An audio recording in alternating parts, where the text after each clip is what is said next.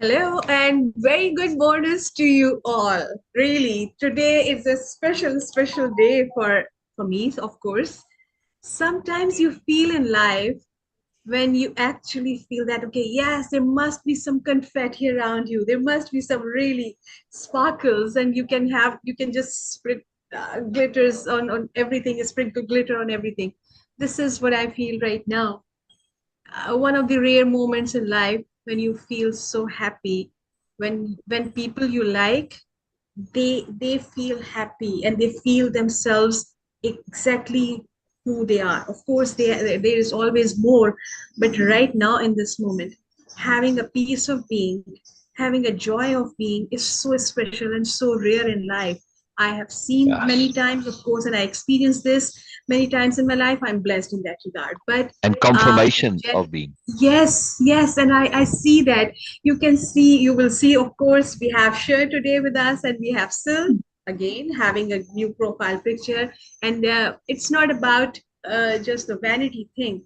Yes, a No. little bit of vanity is good for your soul, which Yeah. is, of course, we are not completely against it, but it is more than that, all caps more than that, because when people going through so much like Cher and Sil, they both, and and when they come to the point by their own effort, by putting so much, by showing themselves again and again and again as persistent, as really self-honest people, this is a big moment when we actually see them. When I was really, I'm feeling too emotional right now to share a lot of things, because I really want to share so much of appreciation and love for both of them. But most important thing for me is when I saw her smiling. That is something, that was the first time when I saw her. I saw her silver hair, and I fell in love with that, because for me, she was so pure, she was so honest in those moments. And till today, this is the perception I have for sure. No matter what is going on, what has been going on in her life, she is a real person for me. She really showed up, and accepting and acknowledging her own things with such openness was a big deal. And with Sil, okay, Sil is someone you all know, of course. He is a very open person, but also I have seen him being so open for the change, even when he was like almost perfect in his way of being, but still he's so open, so keen, not just only open, but for keen to grow and learn and change and transform. This is so brilliant. I would say again that, okay, these are just a few perks of, okay, one of many few perks of way of impeccability. You can see that in them they are actually exhibiting that by living impeccably. Yeah. This is Yeah. what we are going to Yeah. share with all of you. And I'm going to keep this video like really dear to me, because really dear to me, because Yeah. this is Yeah. something. Cher has been really persistent, not only persistent, but also many times she was sharing just before that, and she is going to share, and Sil is going to share also a few stories today, that many times we lose our self-trust, we lose our Yeah. confidence, we lose our hope. But in those dark moments, really keeping that glimmer of light alive, this is the big deal. And they Yes. both have been doing that. Really, okay. It's in Sil's case, it was completely different, because he was so aware and so sure about what he has been doing is actually the good thing and actually the right thing.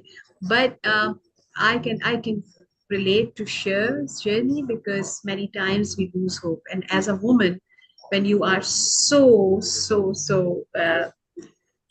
forcefully uh, pushed to focus on your appearance, it's a big deal. It's a big deal for a woman, Yes. because what she feels inside and what she looks and what other people actually project on her, how she looks like.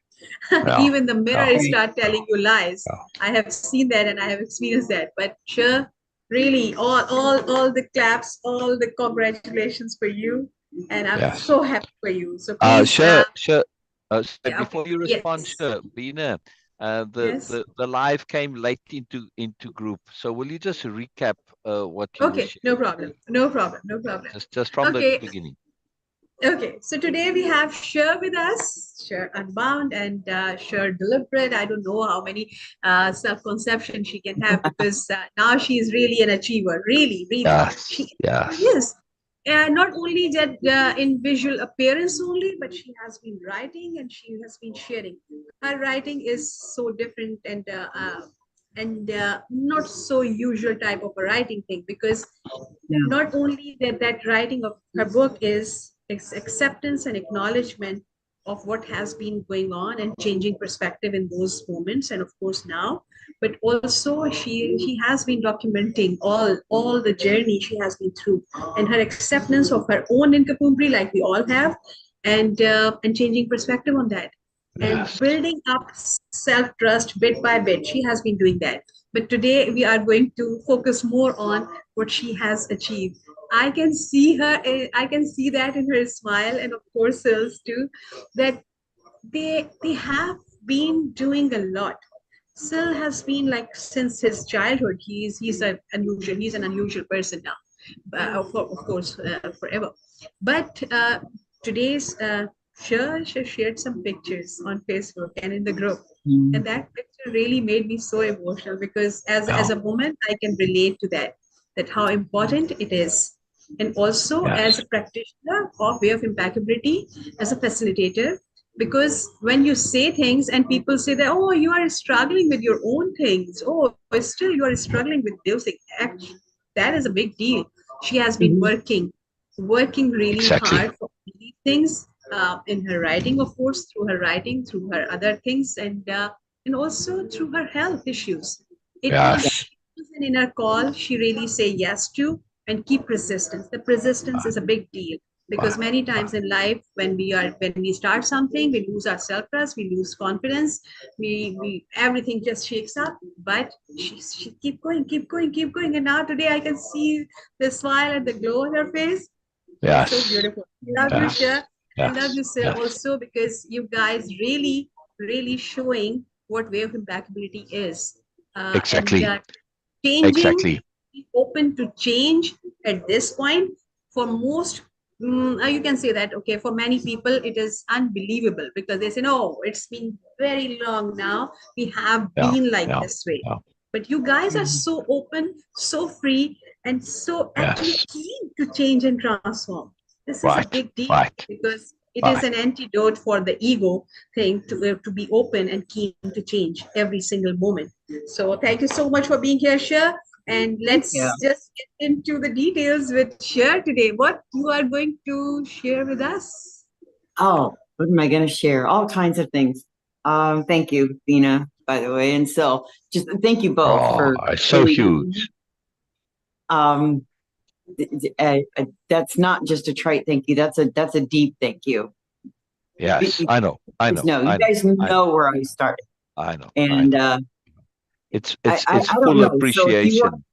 going to Yeah. say if you want to screen share, I really want to speak about who that woman was in that picture. Yes. Um, Yeah. Oh, yes. Oh, I shall. I shall. All right. Let me screen share. Yeah. yeah, Yeah. This is huge. This is huge. Big What moment, Cher big is moment. saying, where's that post of yours? It's right under me. Here we go. I mean, I'll make this full screen. Yeah. there you go. There we go. There we go. Right. This is Cher when I first No, met you are Cher. not sharing a screen. No. Oh, what happened to my share screen? Oh, I reinstalled and now it's you've got to like Okay. do as a separate menu there. So it's little one Okay, so extra. in few moments, Sil is going to share Okay. remarkable transformation pictures and evidence with you guys. Here There we we go. go. It's coming. Yes. There we go. Look at Okay. this. Yeah, the This is one that, Cher when I first met Cher, right? yep. So what I sort of set the stage for what we're talking about. It got sparked with me updating my profile picture and Cher commented, and then it led to this picture and this post, and it's all connected, right? And I want It's, to share that we are under the broad topic of claiming the self. That's what's Claim going on. yourself. This is Absolutely. this picture. It's not about a weight loss issue. No, No. it's about a personal transformation of self, and it is about shedding the baggage, which in this particular case was a physical baggage. Yes, all Yes. of the stuff, and it's about the internal change materializing and showing on the external, right? So Yes. to make this very clear, this is not a weight loss thing. Yes, that was incidental. It's about claiming the real self. Yes. Yeah. And when you shared this, I said the first thing I said to Beena, which under normal circumstances might not sound like a great compliment, but I said, "Wow, we see Sher looking like a normal person." Mm-hmm. Yes. Yes. And in this Yes. case, I meant it as a profound compliment. Yeah. Look at Yes. the face. That's where I'm Yes. looking. Exactly. That's the part that drew me in. When I saw that picture of myself, because I intentionally went looking Yeah. for old, pictures of me. Yes. And I Yes. looked, and the one thing that struck me about the old picture of myself, that was July of 21, by the way. And the pain, there's just a Yeah. massive amount of pain in my face. And it's not just emotional Exactly. pain, physical as well. There's Yes. the pain of, Yes. I remember with the back and all of that. yeah. Yes. And I Yeah. still did not like myself. I was Yeah. really struggling at that point. And then when my health started to decline the rest of that year, if you remember. Yeah. And then you and Yes. Beena encouraged Yes. me to go get a full physical, full checkup. So I did that. Yeah. And I did that on February 14th of 22. And I chose Valentine's Wow. Day Wow. Valentine's because Day. Most I appropriately needed to, yeah, and I needed to for your show own myself some Valentine. love. I needed to, I needed to do something that says, here's my gift to you, to me, Yeah. to Sherry. Yeah. Yeah. So I did. And I started on a journey at that point that wasn't just about weight loss, as you said, but it was about losing the armor that you see there in that picture. That's all Yes. armor. Yes. Yes. That was, Yes. We discussed this in yeah, deep detail. We we said, did. where is I think I remembered asking you, what's the payoff? Yeah. Because that's a typical question. Where's the value Yep. in all of that? Yes. And then we came to this understanding. It's this armor, this protection. That was Yeah. so huge. It So was. huge. It was a big protection for me. And Yeah. it's been scary over the last couple of years, revealing myself, discovering, rediscovering, because here's the thing, I went through a lot of the inner work through Way-of-Impeccability and a whole lot of just internal soul searching, searching out my own spirituality, just all kinds of things. Yes. But Yes. I still felt unwhole. I still felt as though there was just a part of me that was being held back. You get that feeling of when you're hiding something.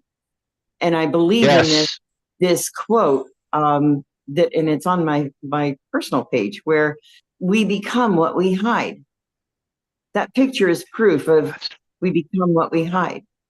I was hiding all my trauma. Yes. I was hiding all the fear. I was hiding all the pain, everything. My uncertainty, my lack of self-trust.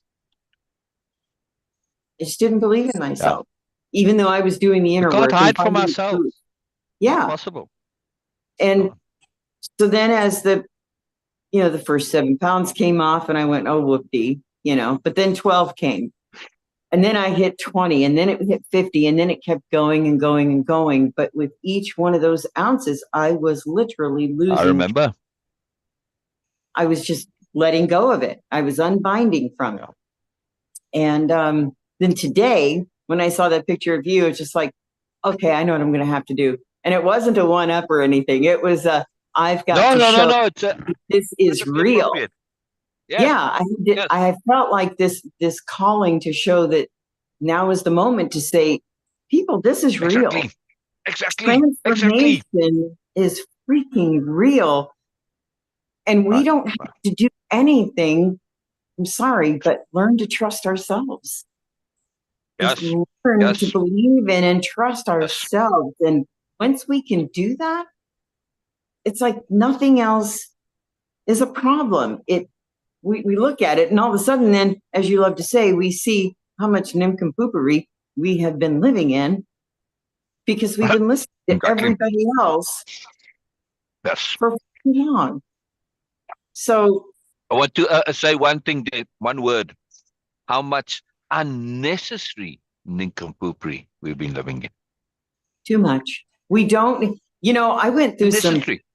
Unnecessary. And I am not discounting anybody's victimization or their pain.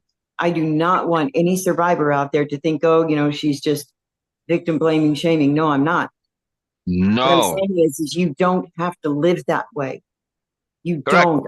And I'm walking, talking, living, breathing proof that we don't have to live that way. Not ever again. Exactly.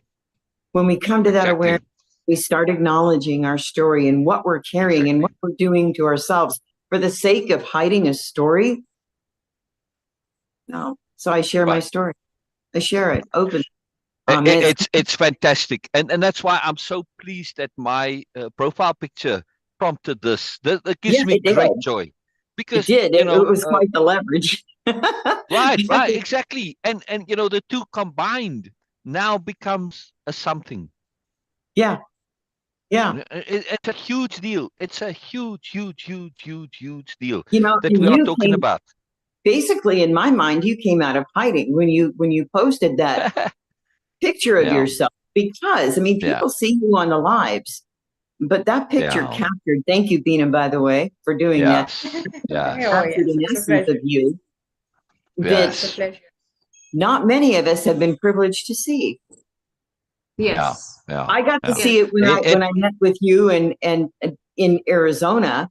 I saw it then, just briefly, but there was still stress and strain and some pain there. And I think at the time you were going through some physical pain, tooth or something, if I remember right. There was something, but I just know that. And then I wrote in the comments there that, because of the Way-of-Impeccability program, that spurred it. And there was a lot of good information that I learned from the program, but had I not practiced and applied it. Yes, that's why this makes me so happy. This is proof of you applying. Exactly. This is the key. This is proof of application. Not that, I got a lot of ideas in my head and, that's just like downloading stuff and putting it on your hard drive. No, you've got to unpack it. You've got to implement it. It's got to be and sit with it. Put into your system. I was going to say, just for people listening, y'all have no idea how many hours of patience these two sat with me on calls. It's sometimes the same things week after week, the same points, sometimes the same concepts going, okay, we'll try this from a different direction. And it wasn't because I didn't get it. I just wasn't there yet. Yes. Because I was missing something. And what I was missing was that self-trust. Trusted belief that the belief in me that, number one, I deserve this. Number two, I'm worthy. Number three, I'm not dumb. I can get this. Stop listening to all the societal rules. Stop listening to all the conditioning. Sure. So Beena, would you say that? Oh, sorry. Keep going. I don't want. It's an important point, but keep going. This was an important point, and I brought it up to Syl because it was kind of a little private realization. So I was going to share it with Beena. Which is girl to girl. You know how when we are changing and we're doing transformations, but we still have this old image of ourselves in our mind, right? Yes. So when we look in the mirror, when I look in the mirror, I still was, not today, but I still was seeing the lady in the black shirt there. Yes. Which, by the way, that was 300 pounds. Yes. That's incredible. And you like how tall? 5'1". Can you imagine what it was doing to my bones? Yes. It's just incredible. It's just absolutely incredible. Yeah. So I'm carrying all that, and that's a whole lot of pain. And I look in the mirror, day after day after day, and I'm seeing the proof. I'm seeing the loose skin come and the body changes and all of that, and the health is changing and improving. Right. I still was seeing that woman, no matter Yes. what size, what weight. Yes. And so every now and then I like to take CJ to Goodwill. He loves that store. So we go there and I come across a pair of jeans that you're seeing in the picture there. And I'm like, there's no way. Yes. Like, there's no way they're going to fit. I'll buy them anyway. Hey, they're $2 and I'll just hang on to them until I can fit them. Well, that was 2 weeks ago. And today I was like, I'm going to try these on today. I'm just going to do it. And I put them on and I didn't have to struggle once. They just slid right up. Wow. So I did. It's so brilliant. I started jumping around my bedroom. Yes. Yeah. Okay. Sure. But then hold on a second. Let me finish, girl. Yes, please. Yes, please. So what happened was I got to thinking about body dysmorphia, because I've struggled with that. And I thought, why am I seeing still a very large, oversized me in the picture? It's because I'm still wearing very large, oversized clothing. Yeah. Even the shirt I have on in there, that blue shirt, which I'm wearing right now, it is about a size, almost 2 sizes too big. And part of that is a choice, and the other part is because, well, you can only alter clothing so much before it's unalterable. You can do 2 sizes and that's it, unless you start reconstructing. All right, so I'm going to get creative and redo a lot of my clothes. I have to, because wearing those large, oversized pieces of clothing is maintaining that image of me in that shirt. So there's the avatar. Yes. That's the avatar. I can change the avatar anytime I want to. Anytime. Yes. Wow, this is so beautiful. Sure. Yeah. And go ahead, Beena. Go ahead. I've got 2 things to share, but go ahead. I'll keep them. Okay. So you said quite a few things here, very important. First thing that we become what we fear of. Yes. Yeah. Yeah. Please just say a bit more about it. We become what we hide. We become what we fear.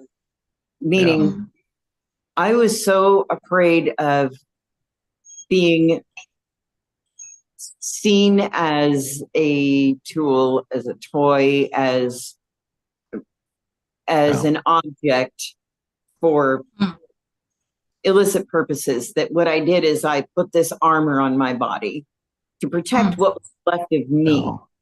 What I believed was and to make yourself unattractive. Yes, completely. And then the more inner work I went through, and the more I started discovering, which honestly, I still remember the video I made about self-discovery, the day I discovered what self-discovery was.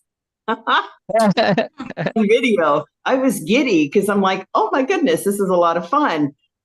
Yeah. Yeah. Self-discovery is not always fun. Disclaimer there. Yes. No. Not.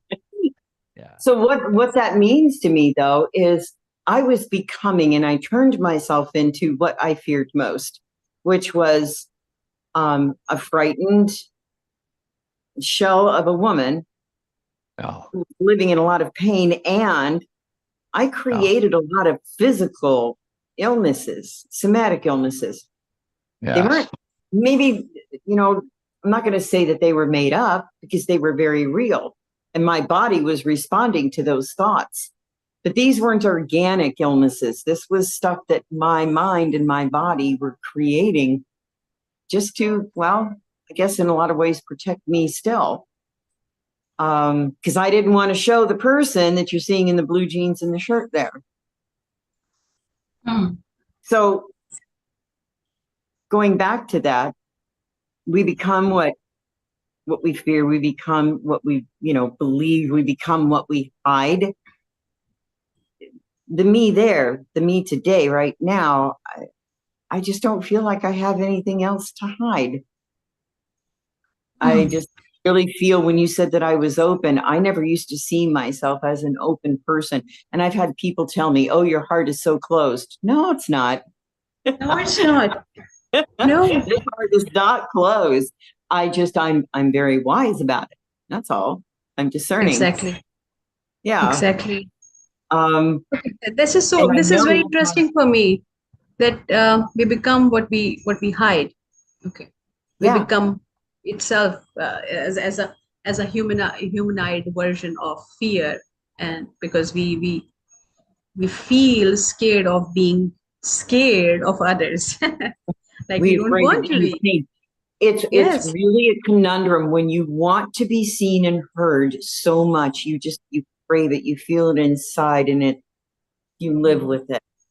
yes, But then when that moment finally comes when you are seen and heard, it's terrifying because Oh, then you're extremely exposed. You're very raw. You're vulnerable.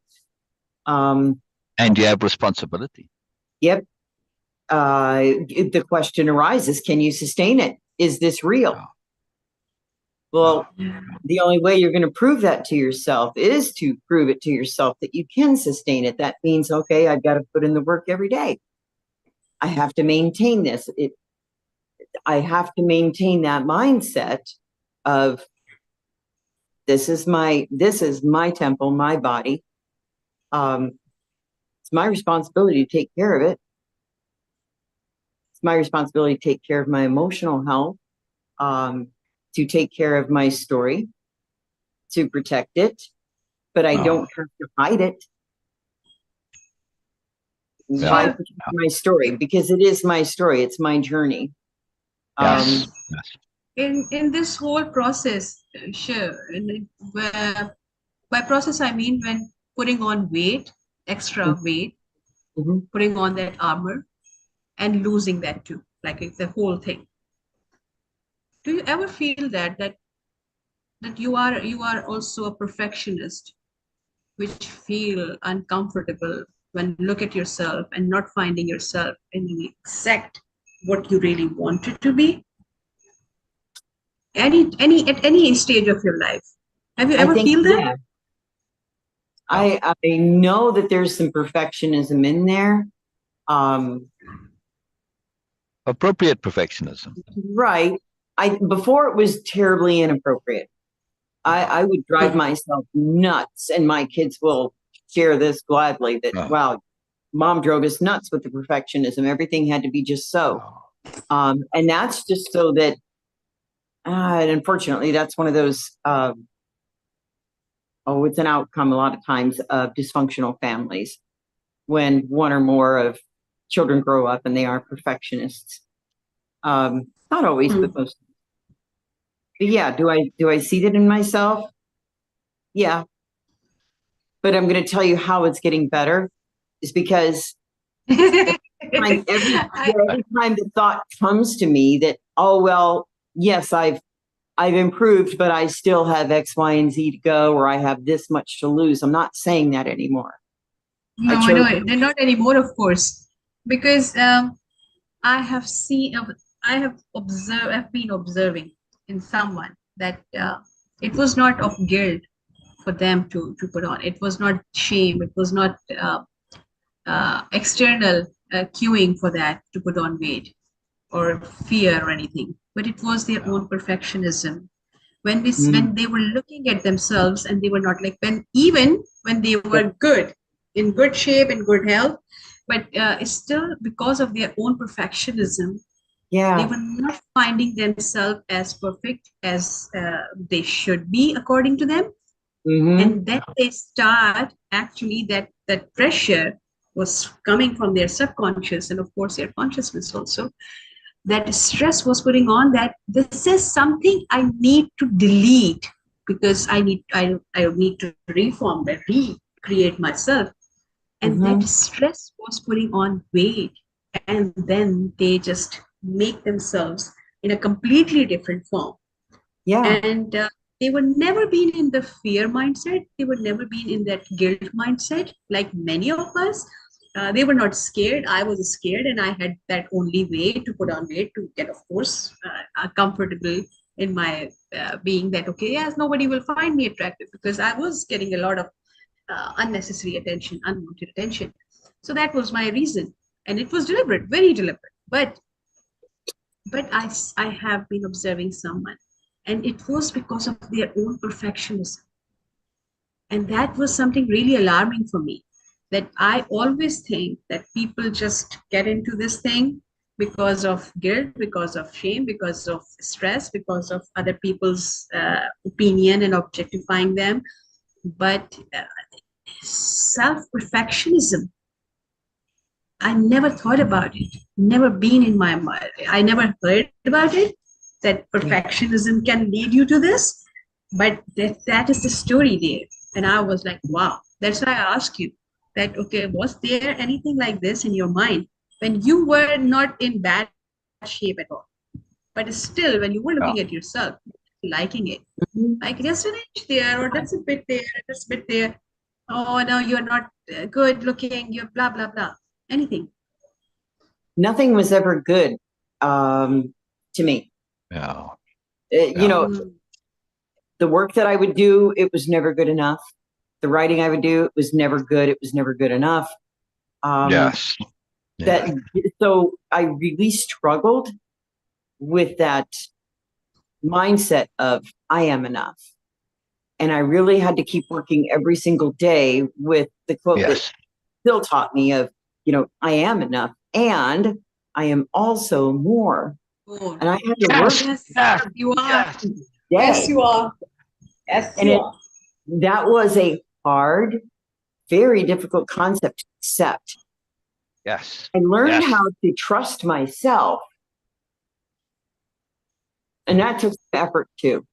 Yes. None of this was overnight. But when I really dove into the self-trust, that idea of I'm enough started to make sense. It started to click and come together. And I think that's when the idea of perfectionism started just kind of slowly waning and just falling away. Yes. Yes. Like, for example, right now, my grandson's bedroom is just a disaster. Yeah. But it's his space. And it's like, if that works for him, it works for him. It doesn't work for me, but that's his space, and I'm going to leave it alone. Now, in the past, again, my kids will tell you about this, but in the past, I've been in there cleaning out their room every single day and going, no, this is not acceptable. Yes, it is. It's their space. It's how he wants it. He knows where things are. Okay, cool. So it's little things, letting the little things go. Once I can let little things in my environment not be perfect. I even have a dog with a broken tail. So, which is so profound, that story. It's unbelievable. Unbelievable. I mean, Sher was a person with a broken tail, T-A-L-E.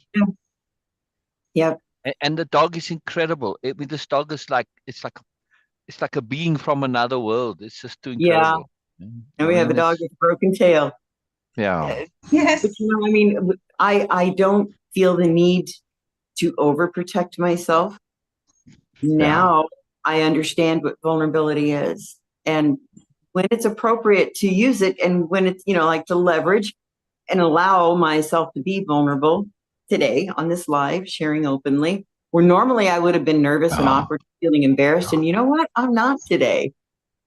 Maybe tomorrow will be different, but for today, I'm feeling really confident. So, you know, say hello to Norma real quick. Yeah, I do believe. Norma says they are both beautiful and loving and lovable. Yes, Norma. Thank you. A quick point here, or a couple I want to mention real quick. Beena and Sher, would you say that perfection shifted to adamance? Capital A, adamance, which is a whole different thing. Absolutely. You know, it's a profound concept in capital D diplomacy, that we have to be adamant, but appropriately so. All right, you are adamant about your space being right, and but you're also adamant in granting the respect to others to have their space in however they want to be, right? See, so adamance got shifted from perfection, because perfection kind of can corrupt us into being inadvertently arrogant. To assume that it must be so for others, right? You weren't arrogant in the usual way, inadvertent arrogance. So this is very powerful. But yes, hello, Norma. I just want to say really hello. Hi, You Norma. made a comment. You mentioned you mentioned, yes, I'm thrilled you're here, Norma. I'm thrilled you're here. It's just so cool. And yes, to see that beauty. And on your comment, I'd known Sher for a good while. We'd started doing Way of Impeccability, and then she Over came, 5 she years, went on a 5 years. what's that? 5 years. Right, right. It's amazing. It's really fantastic. But she Mhm. came to where I was living at the time. It was like a whole journey long thing that anyway, so I saw Sher in person. And I want to relate that obviously at that time, the in-person Sher was close to the person in the black shirt, right? Yep. Um, and the first time I saw you when you got out of the car, yes, the very first thing that struck me was I was amazed at the conundrum of Sher. There was a contradiction. I said, man, you can really move really well for carrying that much bulk around. I was Yep. really impressed. And what fascinated me was that, I'm obviously a keen observer of human beings. And typically when people have that much weight that they're carrying around, they have an accompanying personality, psychology, mindset that goes with it. You did not have that. Hmm. It struck me, right? But now my practice is not to look at the surface. My practice then already, and most of my life was to look past the surface, to look inside. And Mhm. this is combined with your physical ability to move with alacrity. Because you had the dogs and you had to move. You could move. Yeah.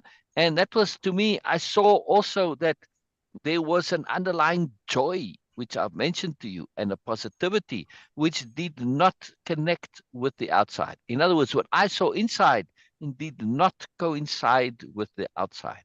Yeah. Yeah. That was a big deal to me. Yeah. So I just want to share that, Person- and And and thank and you for that, because yeah, I remember when you talked to me about that, and I didn't know quite how to take it or accept it. I yeah, just sat with it because it's like, well, okay, is there some truth here? Is there really, really somebody inside of me? You know how we yeah, have those aspects of self. yeah, There's something yeah, in there that I really want to see that I have never met. yeah. Well, yeah, here she is. There you go. You mentioned something else about saying, "Well, I'm not stupid. I'm not dumb." Yeah, Yeah. that was my childhood. Right, right. You'd been taught this, Yes. but some part of you, some one aspect maybe adopted that. Yes, and Yep. if you're thinking, well, but I'm not dumb, that means some part of you thinks you are. Otherwise, there's no need to think I'm not. Correct? Um, yes, I can see where you're going with that, but I think it was just more of a repeating some of the thoughts that I Correct. had been having. Yeah. Right. Right, right. I mean, they're not your own, but doesn't matter. Some part of you is adopted it and holding on to it, and feels like it. What I want to make the point though is having that thought, that belief that we are dumb, it makes us dumb. Yeah. That's what I want to share. And Yes. it's the same with everything here. The part of Way of Impeccability is one Completely. very powerful part of it, one session, right? It's about self-conception and redefining your self-conception. And Yes. this is why I'm mentioning about this. If we feel dumb, it makes us dumb. Mhm. It's the self-conception is transformative. Now, of course, you have to have a self-conception that's real and it's open. There's a lot to it. It's a big point. But this is, we made a big lot of effort to work on the self-conception, and we did. We And that did. transformation ensures self-conception resulted in the physical shift and change and self-acceptance. And we see it. I mean, just looking at her today, we see somebody who's alive, who's got sobriety, who's got moreness, who's got sensibility, who's got joy, who's got peace of being, etc. Yes, there's a work in progress. We are always a work in progress. Always, yes. I mean, when we Always. think we get somewhere, the worst thing is to say, "Oh, I've gotten here." No, forget it. There's no here. And then you're gonna say, "Wow," it's like, man, I gotta start all over again. That is so often the case, right, sir? We get somewhere and we make a major transformation, and then we're like, "Oh, well, sure, but now I've got to start all over again. It's amazing, right? But this Yep. is very key to That's really where the be aware self-esteem that comes in. the self-conception is so huge. Yes, Yeah. And we have to, our self-conception changes. It doesn't just, we don't get there. precisely. It's not It's a alive. Ronco where we set it and forget it. It's Yes, it every is single alive. day, something is going to change. That's why I said, Yes, Carl, yes, my yes, confidence might be just a little bit less, or it could be off the charts. But yes. for today, it's there. It's big. I'm feeling it. I'm living it. I'm experiencing it. And I wanted to share it just because Yeah, yeah, how often is it we compliment somebody else when we see their confidence, right? And we correct, think, I wish I correct, had a little bit of that. Well, correct. we do have it. Exactly, We just have exactly. to really appreciate that Yeah, it's okay. You're going to have some down days, but then there's other days when you're really feeling like 100% hot stuff. yes, yes. Rate that. We have to learn to be able to genuinely and honestly appreciate ourselves. It's We have, critical. that is not, you're hearing it. It's live. That is not vain. Correct. It's not Not vain. That vain. exactly. So I said That to was one of my biggest appreciate beliefs. ourselves in the full Um, sense of that word. It is absolutely essential. Now, to elaborate on this and uh, on my profile picture, which is now the catalyst here, right? Which yes, prompted a lot of this. This is the key to this is this self-appreciation. And also what's involved is an understanding of self. Yes, we are very peculiar beings, and especially if we are good people. Yes, some of us grow up with a deep fear of being egotistical. Yes, for run me, that by this again. was we grow up as good people. We grow Yes. up because we are good people. We don't want to be egotistical and be narcissists and have all the nonsense that goes with that, right? I Right. mean, yes, Be told we're like, vain. we also have a deep intent to honesty and goodness, but part of that is expressed as not being egotistical. And the fear of egotism and overestimating the self is the inadvertently being dishonest. Yes, that you really think you are more, but you aren't actually. Yeah, and Mm-hmm. that to me, at least for me personally, that's a was a very real concern that I might be fooling myself into thinking I'm more than I am, right? And so Yeah. this was because I see it in other people. They're not being deliberately dishonest. It's inadvertent. Yes, it just happens. Yeah. And they don't mean it to, but it happens, right? Mm-hmm. And so this was I didn't want to be in that ignorance bubble where I'm fooling myself. Yes, no matter how good my intent was and the idea what I'm pursuing, I might still be. So this was very real for me that I wanted to have not the idea that I am more, not only the effort that I am making to be more, to grow, to learn, to evolve. Yes, Right. but I said that I am only going to accept and appreciate when I have proof that I am more. This was very key to me. Yes, Just that repeat that. proof was absolutely necessary, and There you go. we have a side inside ourselves, right? It's the primitive brain. I call it the inner bureaucrats because that part of ourselves is very bureaucratic. And same like bureaucrats, they want proof.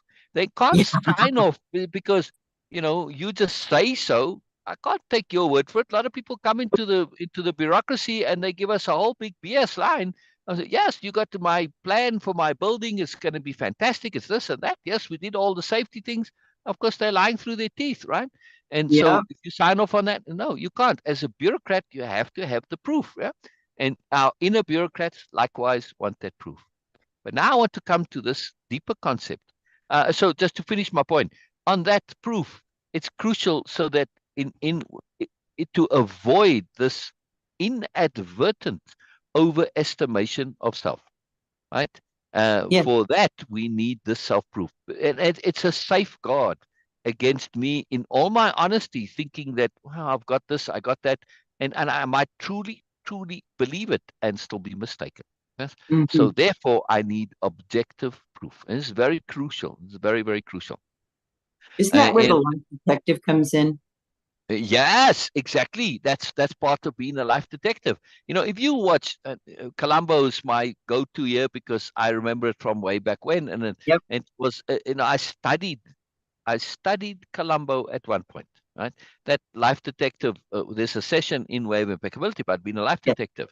And One of my I favorites. studied the show and I pulled from the abstract, right? And I made moreness out of it. But, and you know, and then of course it can apply to any true, real detective. But a really good detective, they don't just take for granted what appears. And now we're getting to this Oh, point of appearance, right? I mean, especially in Colombo, the murders were always really well done. And as it's kind of a trope that they did as part of the show, Columbo would come on the scene and, you know, the detective would say, well, at least the policeman, you know, the initial ones who came on the scene, they would say, well, you know, this happened, and, you know, it seems like, you know, the person committed suicide or whatever, right? Or not even, it's like, yes, it's the obvious case of suicide because everything pointed to this. But then Colombo, there was that one little tiny thing always, right? That uh-huh. didn't add up. It's like everything pointed to suicide except like, yeah, but how could this be? Yeah, you know, like, you know, how did they get on the stool or how did they tie that knot, you know, because they've got a broken hand or something. See, it was Yeah. always that one little fact that didn't fit. Everything fit except the one. And then Colombo or most of the detectives, not just Columbo, but it's common, they would hold on to that one exception and Yeah. find a different theory which made all the facts fit, not 99% of them. Yeah. Yeah. And that impeccability that's impeccability in action there, right? And when we are a life detective, I may believe, I may be convinced that I have shifted, I have changed, I can be whatever, right? I can do.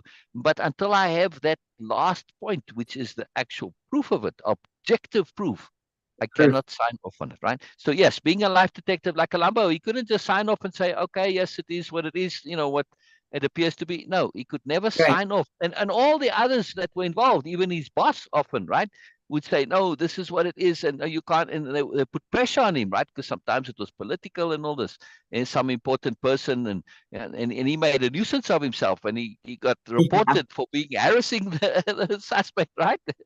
Yeah. Harassing the suspect. So this was a big deal to never sign off until it's right. And for me, this is very crucial. Now, I'll give an example in a moment of this point, but I want to mention that we have about appearance and what things look like in those shows, like you say, with a life detective.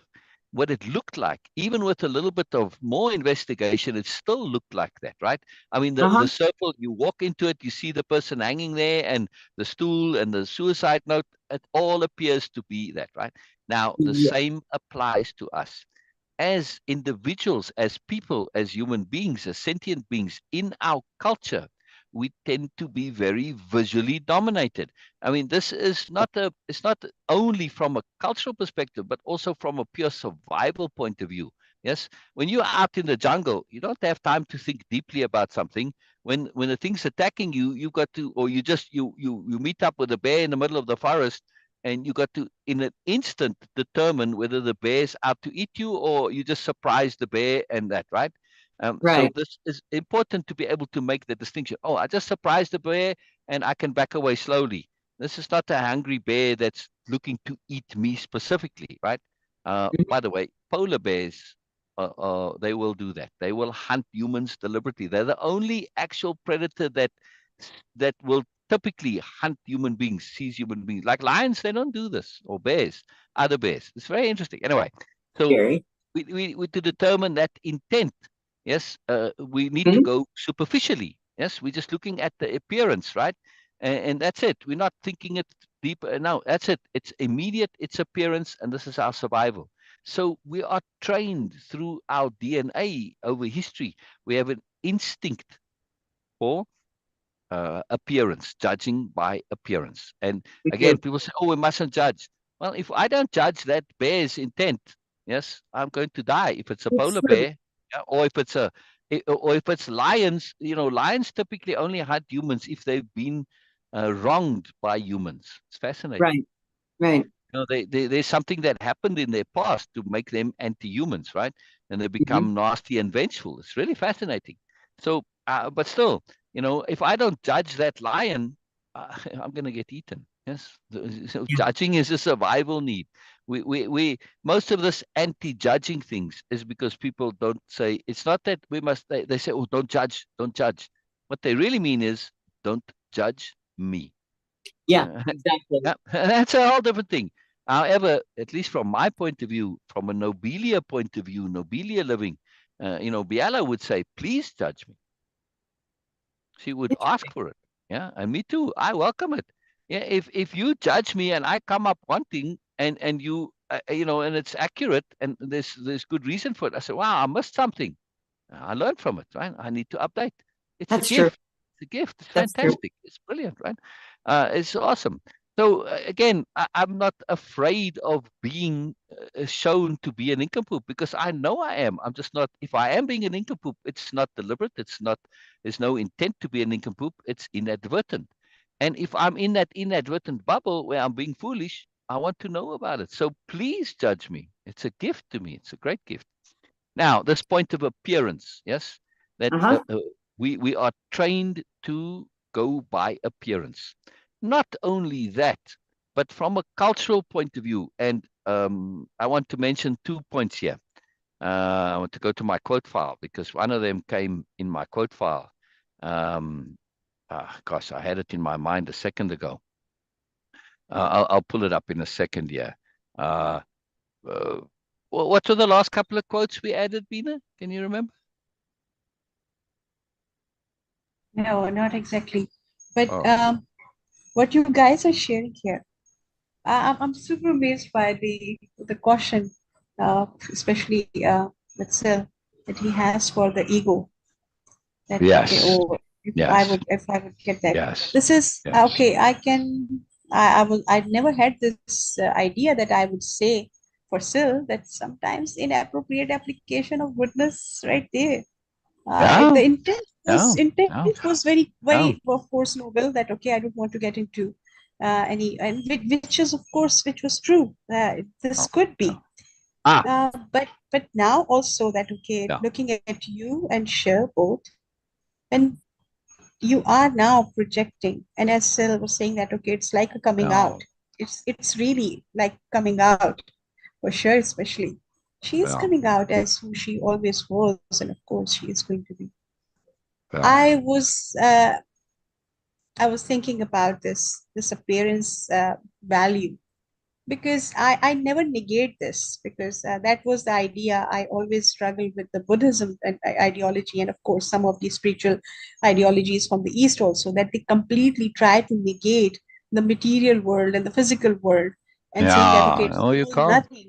But you can't. It's all about appropriateness. That's why I Correct. really, really Correct. love and admire the idea of appropriate and philosophy of appropriateness in way of Yes. impeccability and wellness, because Yes. it gives you that balance which is required. If we completely try to negate this practical or physical world, then Yeah. okay, you don't know that how many entities or beings are around you. Could be millions, but you are not Yeah. aware of their existence. Yeah. You are experiencing this world through your senses, in this sense world, in this physical world.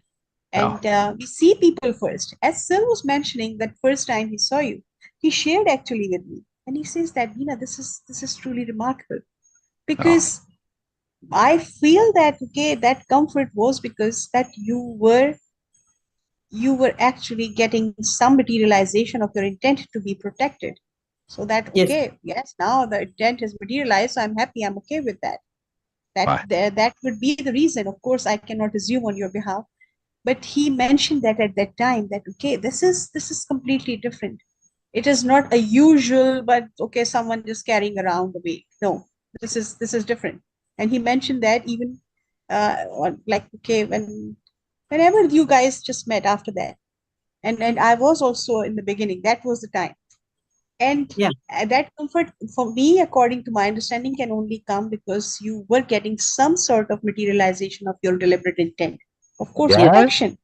Yeah. Of course, protection. That's why you were Yes, comfortable. Even that and way. being unappealing, unattractive, also an Exactly. effect because you got so much Exactly. negativity from being attractive. Yes. Yes. And it's this is exactly what the real war for mostly for women is, because they try to eliminate their physical appearance as something prominent, so that people can actually see who they are. No. That's No. it right there. Why? That's it. Why? You know, I Why? mean, I longed um forever, it seemed like, for someone to know me. But that's going to be kind of Yeah. hard to do when I didn't even know me. Yes. Yes. Exactly.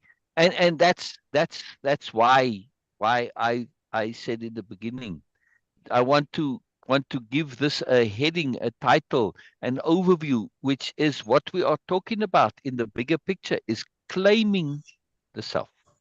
Yeah, Exactly.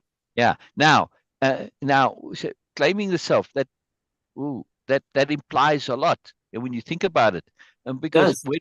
when we aren't ourselves and we claim it, it implies the moreness is already there.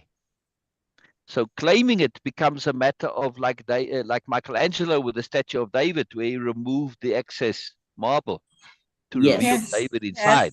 Yes. Yes, Yes. Yes. that's the same process of claiming the self. Yeah. However, we are so programmed to believe we are less, we are nothing, we are insignificant, we don't know anything. That this is the biggest hurdle to overcome is to believe that we are actually more than we ever imagined. So this claiming of self is also a matter of self-discovery and acceptance and self-appreciation. First, it starts with acknowledgement, actually, right? Yes. First, you have to acknowledge that, well, there is a bit more to me. Oh, okay. Yes. Then In the you midst start of, to accept that there's more. Then you get to appreciate there's more. Yes. yes. And then you can even go a little further to start loving your own moreness. Once you Yes. appreciate it, it's not too hard to love it. Yeah. But it's But a it's a it's a you're step-by-step process. Yeah, it's doing incremental. that process on a daily basis to sustain your Yes. self-conception. But at least that's what it's like for me. I have to Yes. do it every day because we're talking of like a lifetime here of Yes. the Yes. same, Yes. embedding the beliefs. And, I'm still digging them out. I'm still unrooting them. Yes. They're just seems like they're kind of like weeds, when you pull it up, Yes. get the root, you're going to get another Yes. weed.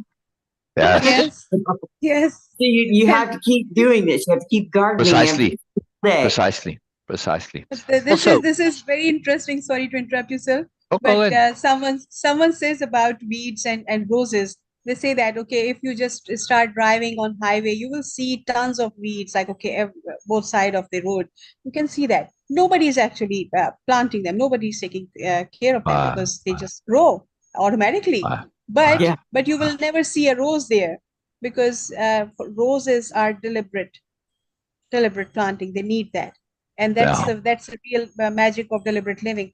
Just one more thing before, Sil, you will share more, because I feel that having Yeah. tools at your disposal is a big huge deal. Yeah. Tools are not just tools. Sometimes they are just weapon. They are your ammunition. You use it against whoever is going to attack you. And of course, even if you are assuming that, especially for women, having the It's very understanding what? of is, sorry, I don't know what you are asking. It's very what? It's very important Oh, for women, important. especially, to have understanding of Nobelia diplomacy, Yes. because it is so crucial for us to not get involved into unnecessary fights with others. Just using capital D, just by using capital D diplomacy, we can actually avoid so many unwanted situations and circumstances and interactions. And this Yeah. is this having this understanding that I can tackle, I can survive in any situation, will eliminate the fear and the need for putting armor on. So Yes. for me, I personally feel that Wow. capital D That's diplomacy self is the biggest huge tool for women to learn, especially. Yeah. That's Wow. where the Wow. self trust, that underlying thread of self trust comes in. Yes. Exactly. Exactly. Exactly. Exactly. Exactly. And this point that you make now, it's on a whole different point, and but it's really potent, Veena, because for men too, capital D diplomacy is a tool that allows us to survive and deal with situations where in the past, historically, the only remedy was physical violence. Exactly. Yeah. Or, Exactly. that physical violence got transformed into psychological violence, meanness, Exactly. nastiness, all this. In its disguised form, sarcasm and snarkiness. It's still Right. emotional and psychological violence. It's domination. That's the intent of it. Capital diplomacy, because capital diplomacy is about capital C consideration, right? This is the whole point of Nobelia-Living and this Moreness-Living, the whole different paradigm. We are finding ways to deal with an nincompoopry in ways that don't involve dominance and hierarchy and all of this, right? It's different Right. tools. So having that tool at our disposal is a massive It shift in is. confidence. I I want recommend to, anybody, if anybody's interested in that. Wow. I mean, of course, the whole program is valuable, but that yeah, was part of the Moreness-Project, correct? yes, correct. It's Yes. part of the Moreness-Project, right? That is, Again, you need to have the foundation first, because you we're do. talking about the roof now.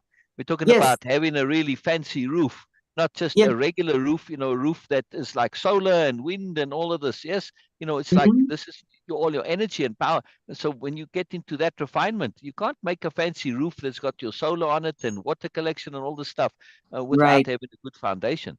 And you're Right. wasting your time, right? Especially when it's like you're adding more stuff on it, you're making it a bit top heavy. You need really strong foundations to hold that moreness up top there. So very, very important. Yeah. So way of impeccability is the foundation. Yeah. But this moreness like this is transformative. Same with capital H hearing. It's transformative. Understanding the psychology of the superiority paradigm. It's crucial. It's negative, but it's crucial.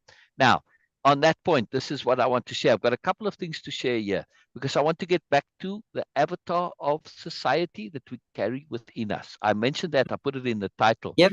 but we Good. carry this inside us, and I'm going to build up to this to get there. Now, let me screen share.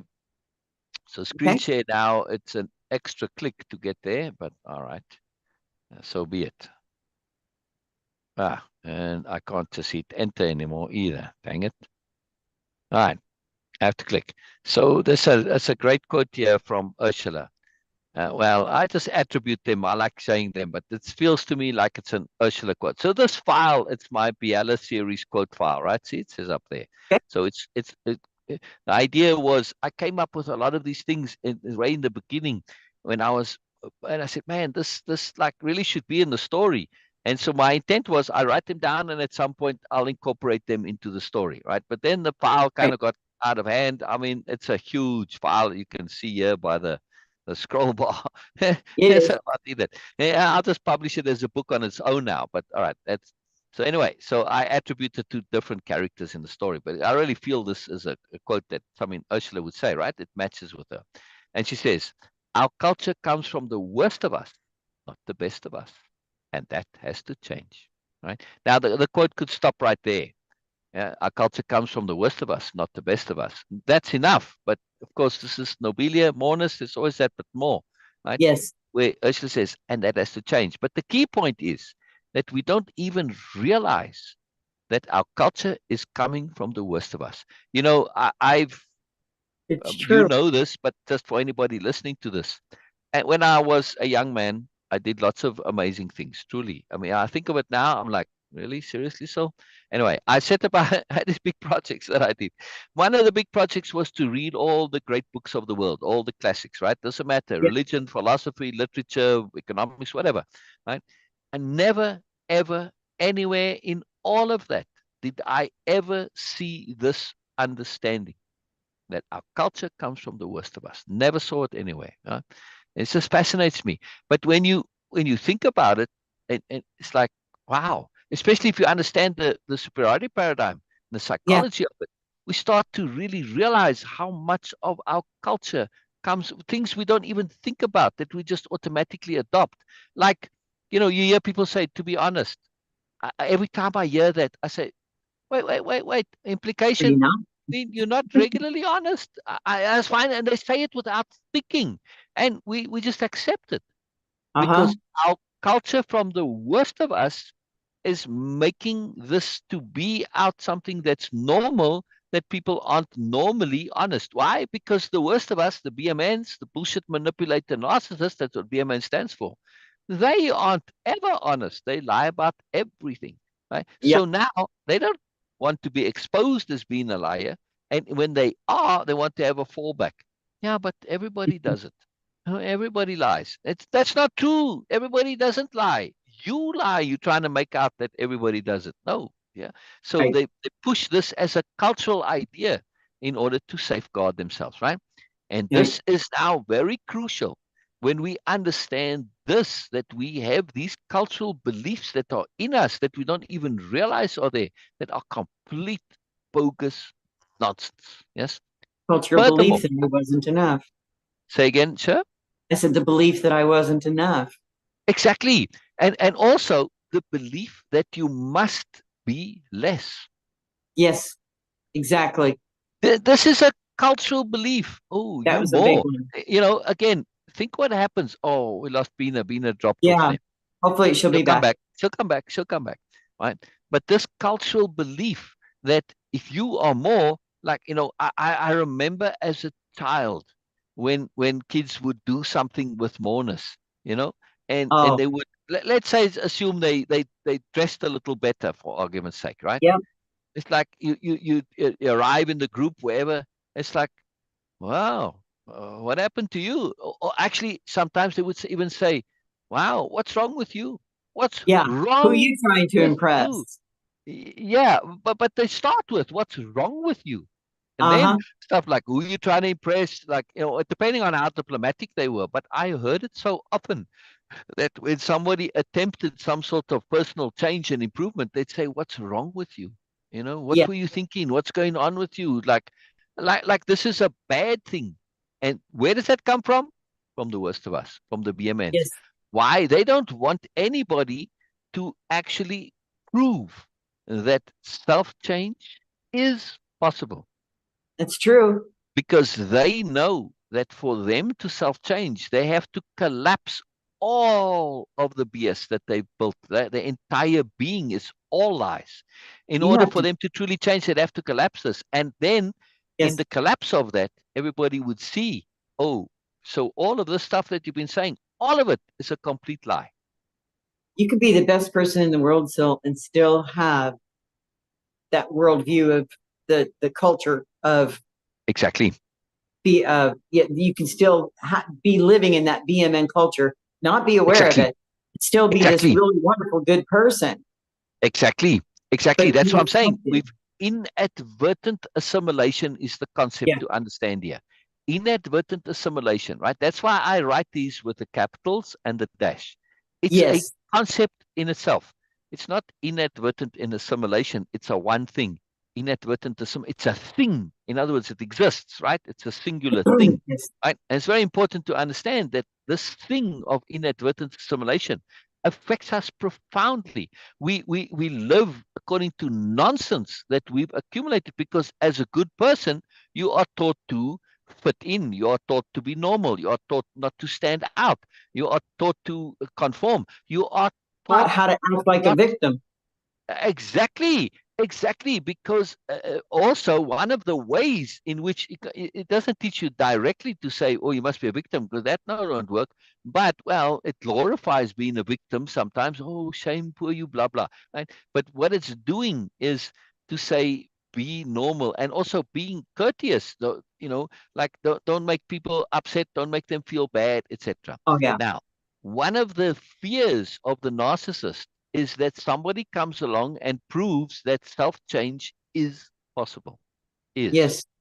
Right? Because they push this cultural idea out that actual, real, true self-change isn't possible.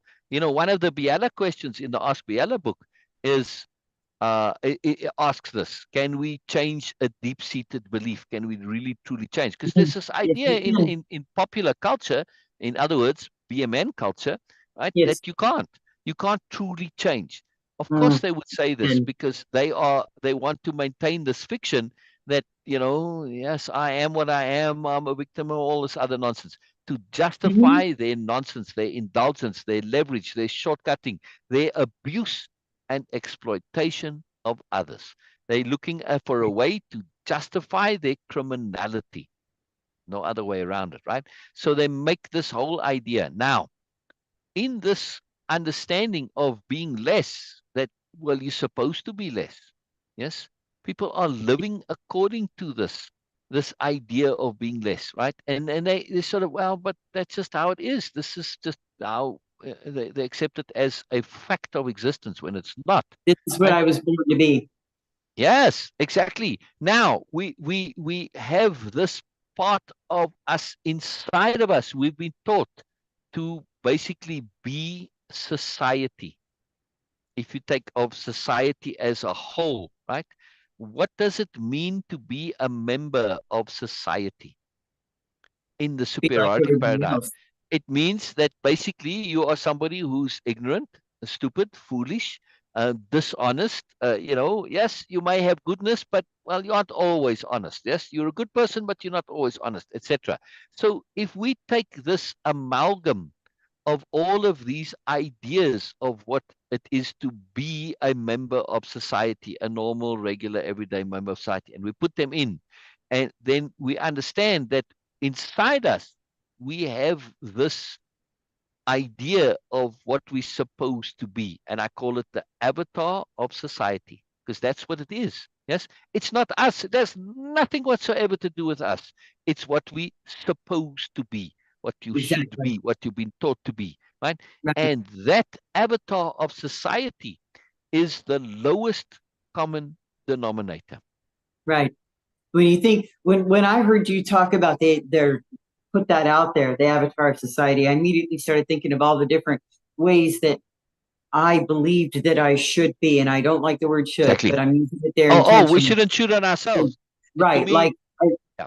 because I'm a widow. I'm supposed to act like a widow, right? And I'm always Exactly. supposed to be a widow. Exactly. Um, Exactly. or Exactly.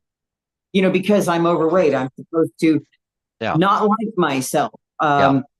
Any a myriad of things, or because I'm a survivor. Well, Yeah. I'm supposed to act a certain way and be angry and men bash and Yes.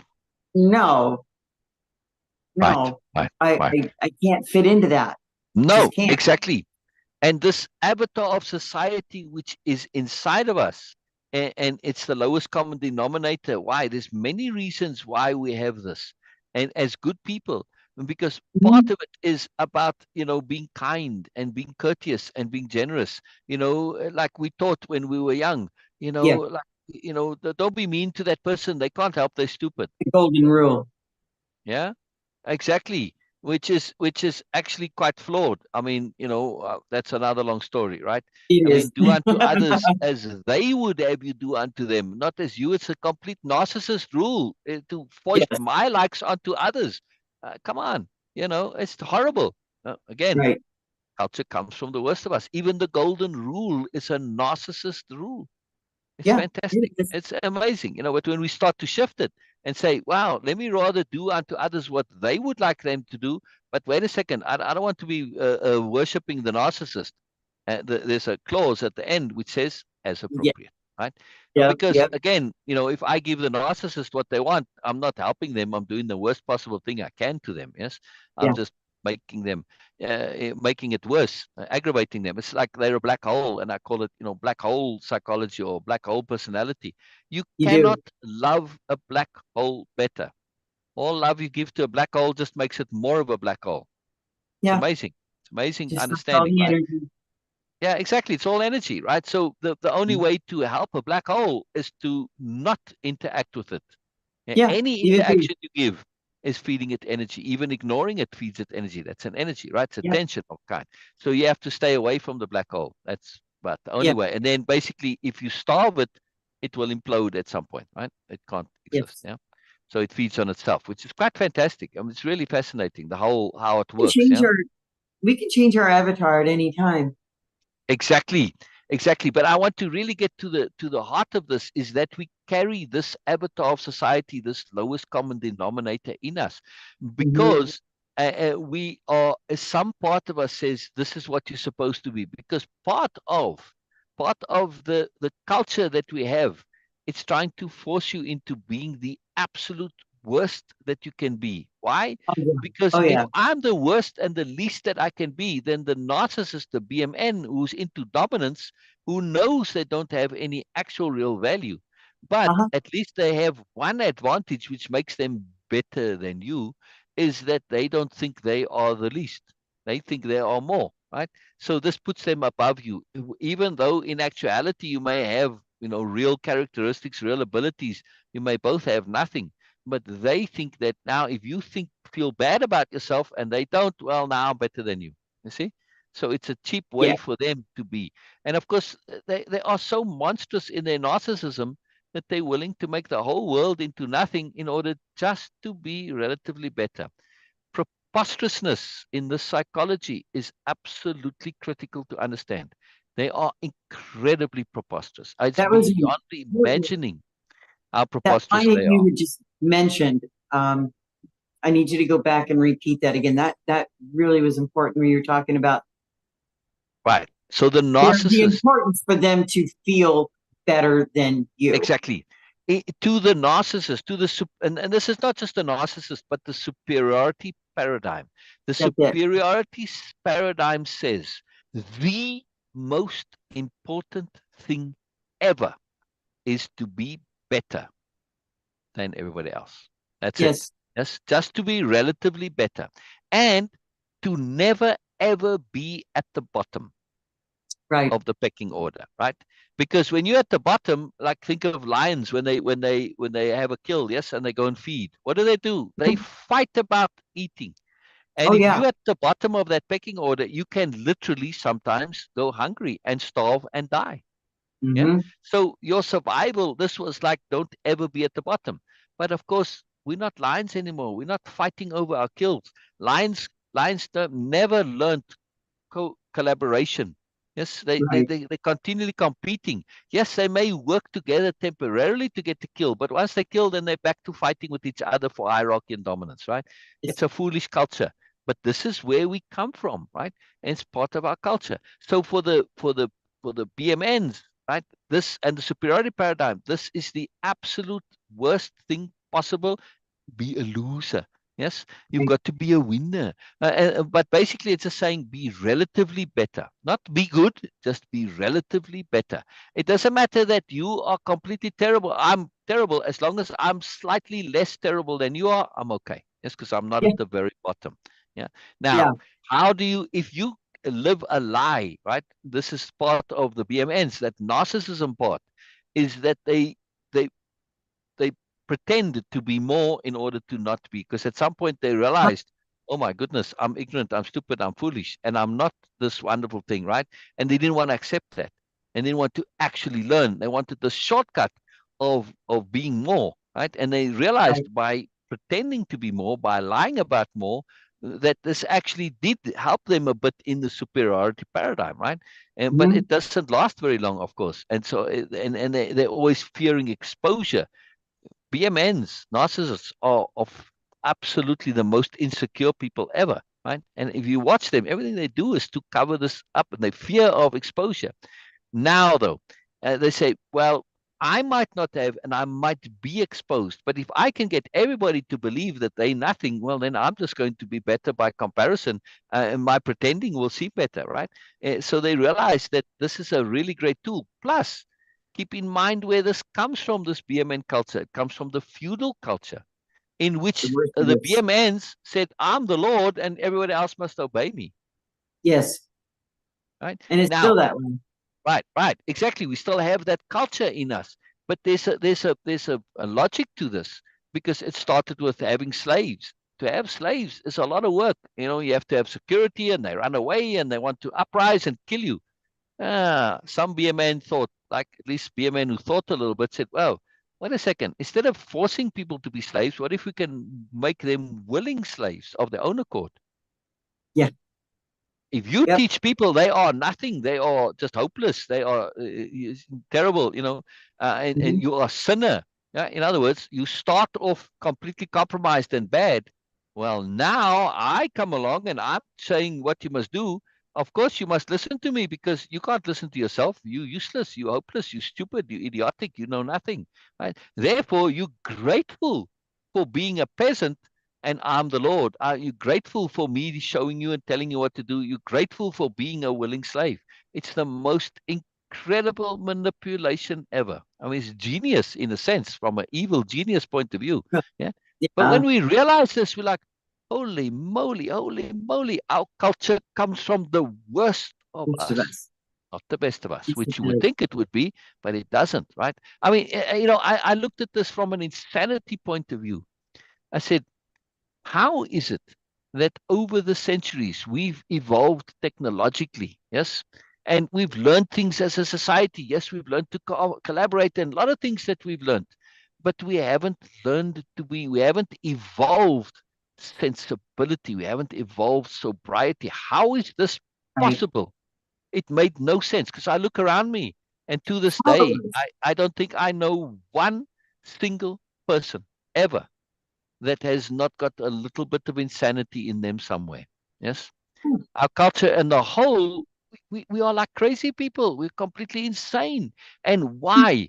I could only say this has to be artificial because evolution is it's the natural tendency to be more sensible, Yeah. right? And to have moreness. And that's it. That's what evolution is. It's a movement towards moreness because duh. So how is it that we are still so stupid after all these millennia? Because we have our goodness has been subverted.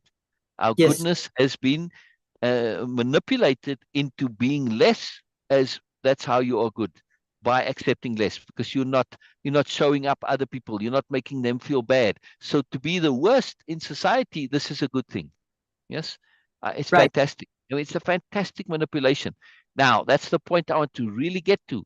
We carry this avatar of society around in us as an alternative self because that's what we were taught that you're supposed to be. But we couldn't buy into it. We couldn't accept it. We couldn't adopt it. We couldn't truly become that. At least some of us. Some people do. They do become it, and for a while at least, and they suffer greatly because of it. But also, there is a comfort in it because the comfort in being nothing means that you have no responsibility whatsoever. Yeah. And you have every excuse in the book. Yes. So, in other words, you have there's all these excuses for not making an effort to be more, for not taking the chance, the risk, the responsibility of trying to improve. And then, Yeah. well, if you don't succeed, hey, well, yeah, again, this is the great fear, right? Of being mocked, being Right. again, it's a fear that's put in you to prevent you from trying to be more. It's complete Hmm. nonsense. Huh? Now, when we understand that we carry this as an alternative self inside us, and that self is constantly trying to pull us back down into this. That's its agenda. That's its intent is to make you into the least possible. Now, that also makes that avatar very superficial. And this is where we come back to the the Yes. the profile picture and Yes. Sher's post of the transformation. This self-proof, our that internal avatar, which is there constantly saying, yeah, but you can't, you can't, you can't. Now that because and that avatar is Right. shallow and it goes by superficiality and visual appearance. The only way to deal with that avatar, because it's an influence, it's like a baggage that we're carrying around on us. We have to deal with it. We have to get it out of the way.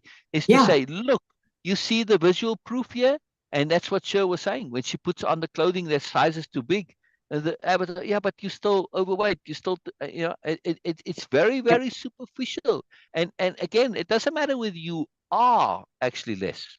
The superiority paradigm says you mustn't look bad. You mustn't look. It's absolutely consumed with looks, right? Yes. How you look, right? I mean, if you just Is it? listen to politicians who are BMNs.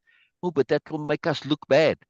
It's ridiculous. Beena was sharing about, Pakistan put out a press release and it was a big thing. They first, they're part of a moon project, circling the moon orbit, Right. right? And India, like so childish, this like kind of like siblings competing with each other and Yeah. hierarchy.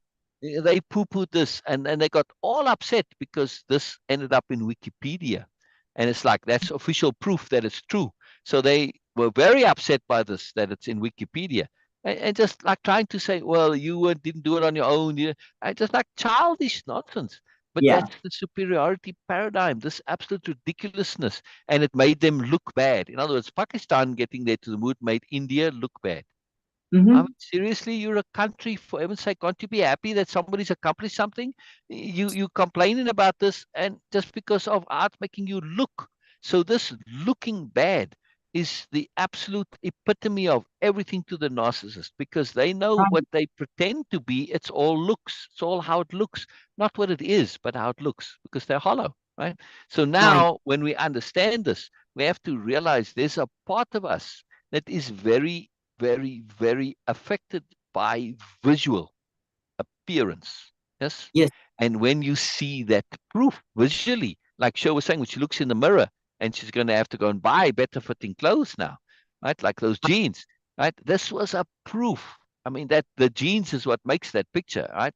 It's just, Yes. it's visually, it's so powerful. And we are so easily influenced by our visualness. And we have to realize this. That's why the main program in the Moreness-Project, one of them is the psychology of the superiority paradigm and capital H hearing, and then nobility, which includes uh, um, capital D diplomacy or Nobelia diplomacy, but capital H hearing.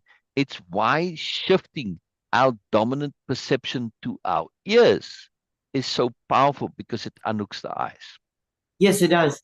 Yes. And Yes, that's it does. very, very important. I mean, when you truly hear somebody, you close your eyes and you hear them. You close Yeah. your eyes to hear. Yeah. Why? Because you want to shut off that artificiality of the visual, which is difficult to see beyond, right? It's very, very Yeah. difficult. We need to hear. We need to learn. And of course, capital H hearing is really means capital P perception. We are learning to perceive. Yes, truly perceive, not see. Yes. Not, yeah. So this is the key. But understanding this avatar of society living within us is that lowest common denominator. Now, there's also a value to it, because in learning to talk to that avatar inside us and deal with it, we have to basically practice ethical influence, which is a better way of saying ethical manipulation, by the way. Right. Before I would always say ethical manipulation, but ethical influence. But there's times when we have to. Correct. Exactly. There's And times look when we have to. And how I think that's what I practiced today, actually, on myself exactly, was, exactly, I attunement. Yep, I'm listening, and I'm like, exactly, come on, let's see what happens. exactly, exactly. And showing that photo is an ethical influence of the avatar of society which lives in us. We're using the visual, and same with mine. I'm Yes. using this visual as proof. Look, here's proof that I have changed. There's proof that I am more. Here's proof Yes. of who I really am. Yes. Yes, now I can see it. And the inner bureaucrats, they have this proof, very shallow.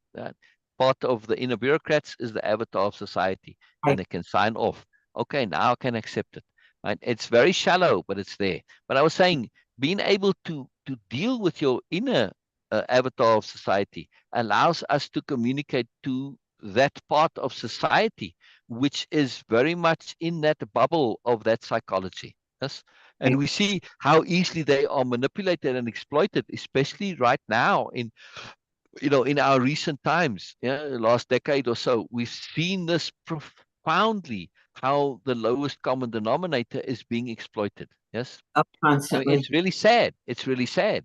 And It and is. these are good people who believe that they are nothing. And yes, and they believe that their fears are valid, and they have very shallow beliefs. It's really sad. Yeah, Yeah. because they don't want to be more, and they thought that you cannot be more because that's bad, that's wrong, etc. Right? It's like you change. Oh, what's wrong with you? You know, where are you coming from? Who do you think you are? All this stuff, Oh, right? that's it So they right have a there. great Who do you think fear. you are? Yep. I heard that all the time growing up. Who do Yeah, you think you exactly, are? exactly. Right. So now, though, you know, some people, because their goodness makes them buy into that and Mm-hmm. adopt it and implement it, right? They aren't actually less. Their goodness is making them less. It's very important to understand, yes, that Yes. they are basically being stupid because their goodness says you must be stupid. Yes. It's incredible. It's Yes. incredible. It's incredible, right? I mean, to be stupid, ignorant, and this is the genius of the propaganda. It has an algorithm, you know, on Facebook. When people have fears, you know, they took those fears and they legitimized those fears as being okay, as being acceptable. In other words, like when it comes to immigration, yes, fear of others, racism, yeah. Yes. This is just a fear that says, "Oh, these people are going to put you down and going to take you. They're going to make you less." Right? So they exploit these fears, and they be very clever. They legitimize those fears. So you, Yes. as a good person, trying to be less, you know, some people, well, you know, their honesty couldn't really make them sign off on being mean to others, being nasty, because their goodness also says, "Be nice, be kind, don't be inconsiderate." But now, no, Right. it's okay because they're other. They aren't us. You know, it's these corrupted ideas. We have to understand that the avatar of society is basically like the most immature and childish self that there possibly can be.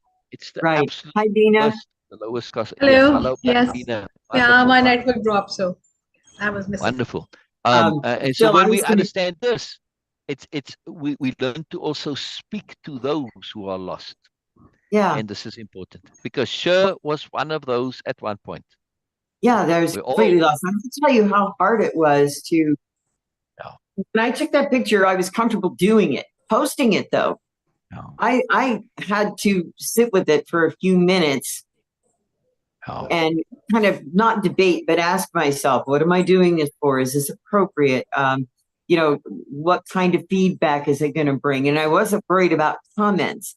The feedback that I'm talking about is what you were referring to a few minutes ago, yeah, which is, you know, you're not supposed to do or be or act a certain way. Women are when women wear makeup, they're supposed to wear the whole thing, you know, foundation, liner, this, that, and the other thing. yeah, I never have. I don't like it. It's uncomfortable. So that kind of sets me yeah, apart. You know, that it puts me apart. You're not supposed to dress in a certain way at a certain age. And this is primarily for exactly. you're not Yeah, supposed to have a different opinion from the majority of women who are, by and large, there's a lot of correct, there's correct. a lot of women who are unfortunately, sadly, Yeah, against men. Um, yeah, you know, you would think that I would be yeah, one, I would be on the bandwagon, but I'm not. no, Just no, no. And I they're my, pointed this out to you. You- Yeah, what's that? go ahead. I was just gonna I say, said just I pointed this out to you yeah, at one point. there's there's just so many ways that not that I've separated myself, but that Yeah, I just keep cutting myself out and just saying, no, you know, I don't accept that. I don't accept it. I don't accept the you shirts. refused to buy the lie. Yeah, I did. I did. Yeah, And once I started unpacking all the lies, it's phenomenal how much, what do you call it, emotional weight, yeah, psychological weight that you can yeah, rid yourself of. Once you yeah, start yeah. looking at, oh, that's not my belief. My belief, Yes, everybody is worthy. yes, Everybody is deserving. yes, yes, yes. Again, I want to bring all of this avatar of society that we carry into us Yes, and connect it to instinct. This was a very big phenomenal shift that came up in yesterday's chapter of Ask right, Biella, where Biella mentioned this, right? She right. said, instinct is an evolutionary dead end as it's against freedom. One more time. Instinct is, Instinct is an evolutionary dead end as it's against freedom. And then there's another quote here, right, on instinct. Instinct is about keeping things the same and not improving. Right? When you look at animals, when they have an instinct to do something, they do it exactly the same way. It's part of their instinct. They just know to do it and they do it. But it's about keeping it the same. There's no instinct to improve. No, it's the instinct to do what you know to already do. And it works as long as the environment, the circumstances support it. If the environment and circumstances don't change, well, those animals are just out of luck, right? I mean, take Wow. the weaver birds that weave those complex nests, right? Uh-huh. They they have to have the grass or whatever to put them in a situation where they got to make a nest and they can't use that. It's not available to them. Well, then they just lost. They can't make a nest out of something else, right? Right. Uh, So they can't adapt, they can't change. And they literally die sometimes because of instinct. I mentioned the thing with browsers and grazers. Browsers eats what's on the ground. But there was this, I guess, when the drought and then the grass dries up, those animals can't lift their head 6 inches to eat off the bushes, which are still there. There's no grass, it's all been eaten. Right? And then Okay. they die. Yeah. It's quite fascinating. Right? So instinct is about keeping things the same, and it's an evolutionary dead end because it's saying you have this solution and it works and you get stuck on that because it's working, but it doesn't always work, right? Right. And we don't Right. ever Okay. learn to be appropriate, to figure it out, to shift, to change, right? That's why it's a Right. really big point. I mean, yes, it's just in the quote form there, but I wanted to really share that, to this point where we come to inside of us, we have this avatar of society, which is basically it's sort of instinct all packed together. And Yes. the instinct says in the herd instinct, you want to be the least because you want to fit in. You don't want to stand out. Oh, yeah. Because Yeah. also, there's also a survival aspect of that. Yes, who gets eaten in the herd? The one that stands out. Yeah. Yes. Yep. Yeah, I mean, you're drawing attention to yourself and then you get picked out, you get separated out. Now, of course, predators will pick on the weakest. Yes, the ill, the injured, the aged. They never pick the strongest, by the way. That's true. People don't realize that. But of course, if you're a predator and you have some influence over the herd, well, get everybody to be weak and makes them easy prey. Yeah. Isn't that Yep. incredible? The culture Countless from the worst of around. us. It's a predator Absolutely. culture. It just, Yeah. you're conditioning your prey to be prey. It's fantastic. I mean, it's kind of a genius in a way, evil genius, yes, but it's super powerful. And I want to just really emphasize this, that this avatar of self is very shallow, it's very superficial, and it's Yes. very easily affected by visuals, how things look. And we need to realize that and be aware, and we can leverage it. And that's the key here. We can leverage it. And this is what the profile picture is doing. That's what this post was doing. Yep. We are leveraging this inner avatar of society inside us, this shallow, lowest common denominator self, to say, look, I am more, I am different. Oh, yes, really? Okay, I see now. Wow. And again, even in that total ridiculousness that show was wearing shirts 2 or 3 sizes too big. Oh, you're still overweight. No, you're not. But the looks, you look overweight, therefore you are. It's Yes. astonishing how such a simple, Yes. preposterous thing had so much influence. Yes. I mean, when you shared it with me, you said, I Does. don't know if this makes sense to you, right? I mean, it was so preposterous that you were sharing what mattered to you, what made a difference. But when you wrote it out, it was like, is this believable? It is unbelievable. When we understand preposterousness, our world changes. There That's is true. preposterousness in the world, and we are preposterous inside ourselves even as well, at least some aspects Yeah. of ourselves. Yeah. And to realize that, we are an amalgamation of different selves, right? We've got Uh-huh. this avatar of society self, the common denominator self. We have our stubborn self. We have our prideful self. We have all sorts of different selves, right? And we have I call them aspects, because they're aspects of Yes. us. They're not actually us. They are basically programs of self that we tried out, and they sort of worked for a while, but then, like stubbornness, it worked when you were 2 years old. For a while, it was great. You got everything you wanted, but then after a while, you got a smack and it ended. And then, okay, Yep. this doesn't work, right? And then we gave up on it. But the inner bureaucrats, they don't like to throw anything away, right? You're right. Why? Because it did work. There may come a circumstance in your life where, you need to be stubborn and you can get what you want. And it is appropriate, right? So, and Yeah. sometimes we have to call up that self. But of course, we can use these aspects, and that's the key, managing the inner aspects. This is an absolute vital part of the whole deal, right? And part of our deeper understanding when we look at, from a way of impeccability point of view. This is a very crucial understanding to learn to leverage that core term, capital L, leverage. It's in the dictionary of power, right? To leverage ourselves, to leverage these inner aspects. And that's what we're doing. My profile pic is leveraging my inner aspects. Sher's post, leveraging her inner aspects. Sher wearing clothes that fit properly, leveraging the inner aspects. But to understand that they're so superficial, that's very hard to accept, that they are so ridiculously, preposterously superficial. But consider, those inner aspects aren't real. They are it's like dealing with AI, but like really Right. very early stages AI. Yep. AI thinks differently. It's very literal, and that's it. What it sees, the image for the AI, it cannot determine when you are looking bigger. It has no way of determining if you actually so or not. How Yeah. does the AI know? It can Yeah. only determine it by the visuals, Yep. right? If you show a picture to AI of somebody with big clothing looking overweight, it will say this is a picture of an overweight person. Mm-hmm. It will say it as they don't say looking overweight. That's the determination. So You your know, inner it's aspects interesting. are the same way.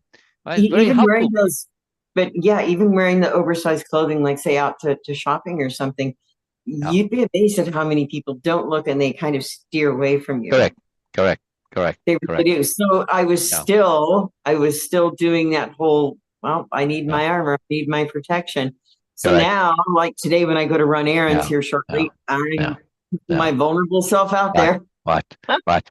Now we said we said being attractive, but it's more than that. And I don't want to shy away from this. Right? I mean, it was about being sexy, being alluring, right? Being appealing in from a pure physical, libidinous, sexual point of view. This is what Yeah. got you into trouble, or at least caused you great trouble as a young woman, right? But Yep. now we get to capital D, discernment. Awareness, discernment, and understanding. Put it all together. Yes. Yes. Now the challenge is to be able to be an attractive woman in the full sense of that meaning, but Yes. appropriately so, right? To not let it be a negative. Yes, there's no reason for you not to be a physically attractive, to be an appealing woman. From all right, it's the libidinous appeal, sexual appeal isn't just about looks, it's about more, right? I mean, power Yes. is an aphrodisiac, is the famous saying, right? So Right. you're going to have this, and it's something that we have to learn to deal with appropriately. It's why I've been reluctant to put a photo of me, because in the past I've had inappropriate attention. Yes, somebody, well, women are liking me simply because of the visual of it. And I don't Right. want, yes, and I'm not, Right. I want to connect people on a moreness level. Yes, I'm not interested in the libido aspect of things, right? Just hooking up and all this. It's not part of my world. But I want to be very careful about this, because when you post a good looking picture of yourself, the assumption from a societal avatar point of view is, oh, they're looking to promote themselves, they're looking to look nice. And of course, you're looking to get laid. Yes. Oh my gosh. Yes. Right And there. that's why you're posting an attractive picture of yourself. This is Yeah. the assumption, You- because that is typically why people do it. Yes. yeah. But we've also been taught by the Horrible. BMNs that's the only reason to do it, because that's the only reason they do anything is to promote themselves. And they're Right. trying to normalize this. Of course, it's not true. Of course, it's not Right. true. Right. I'm posting this because, and actually it started with an avatar, that the avatar image that I had, Pixar Soul. Yep. I That, remember that. yeah, I use that as self leverage. So I was telling Beena a story. A long time ago, we were hitchhiking in California. It's a very long story, so I'm just going to jump this. We were going from from Los Angeles all the way up to the border of Oregon, Washington. And, you know, Okay. it's quite amazing when you take that distance and you turn it sideways, how far into it's like halfway into the country up the Yeah. coast. It's a very long journey, right? Anyway, so in California, you're not allowed to hitchhike on the highways, the freeways, right? The main ones, right? Right. The interstate highways. So we do it anyway because, well, we don't ever really have an option, and we had to go to this place anyway. So then the highway patrol, this was so sweet of them. It was really fantastic. They'd pick us up and they'd take us to the nearest off ramp.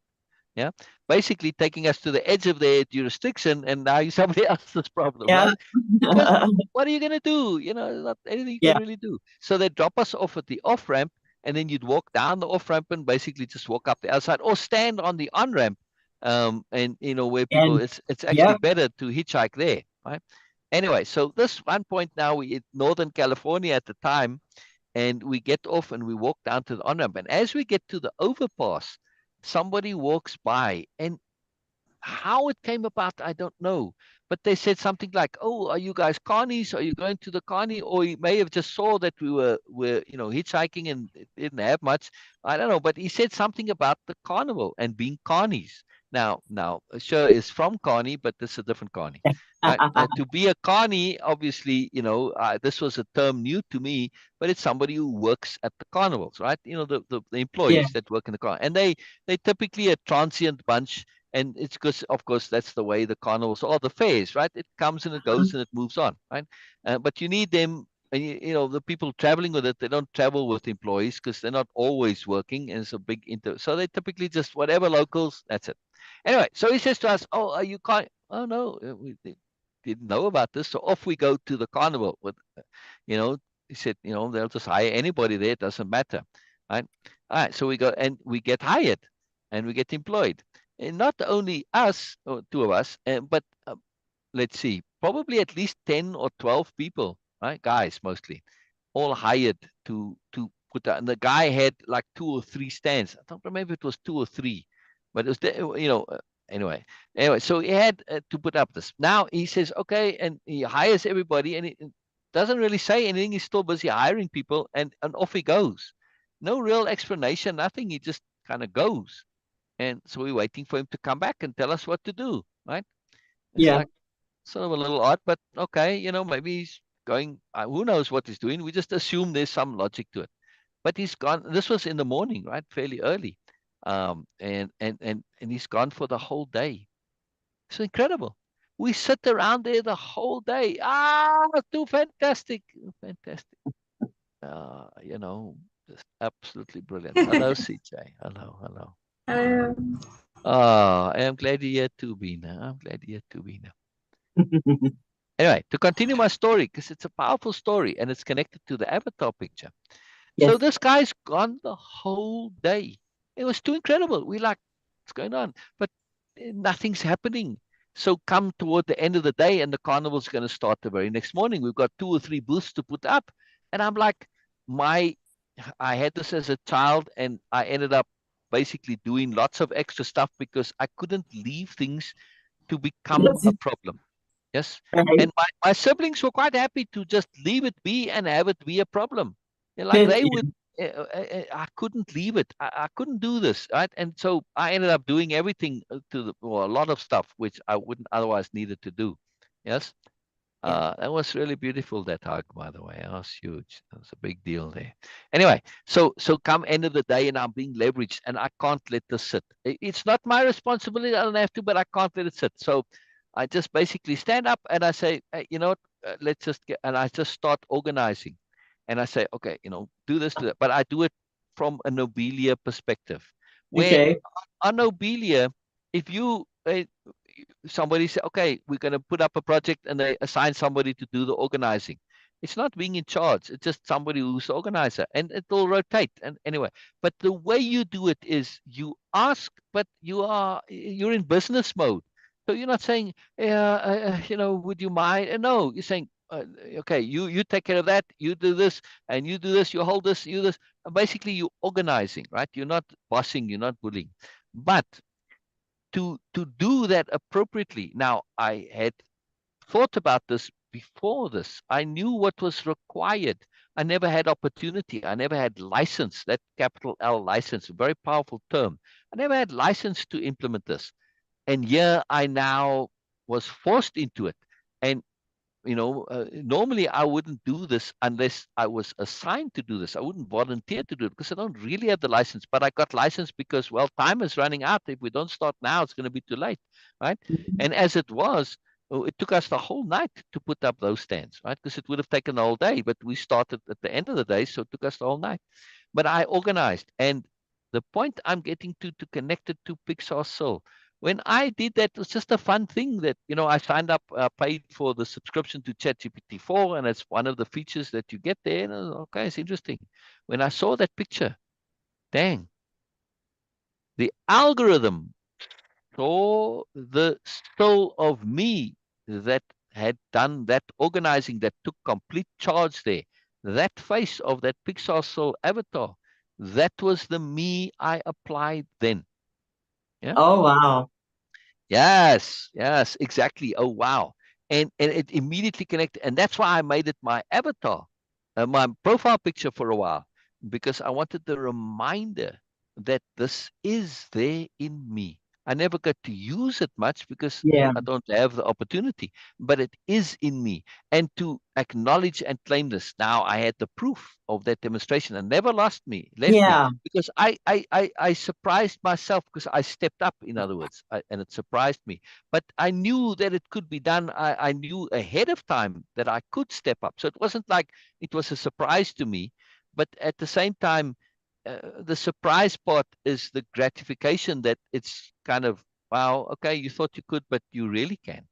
Yes. Yeah. And it wasn't even like you sort of stretching yourself to do it. No, it was like nothing at all. Right. And in other words, it was inherently there, and was there from thinking about things, understanding how they work, and understanding the psychology and all of this stuff. Right. And it's like, yes, you weren't just imagining this. It's actually right. So it's like a proof of self. It was a huge proof of self. It Yes. never left me. That's why when I saw that avatar, I was like, wow, this is really cool.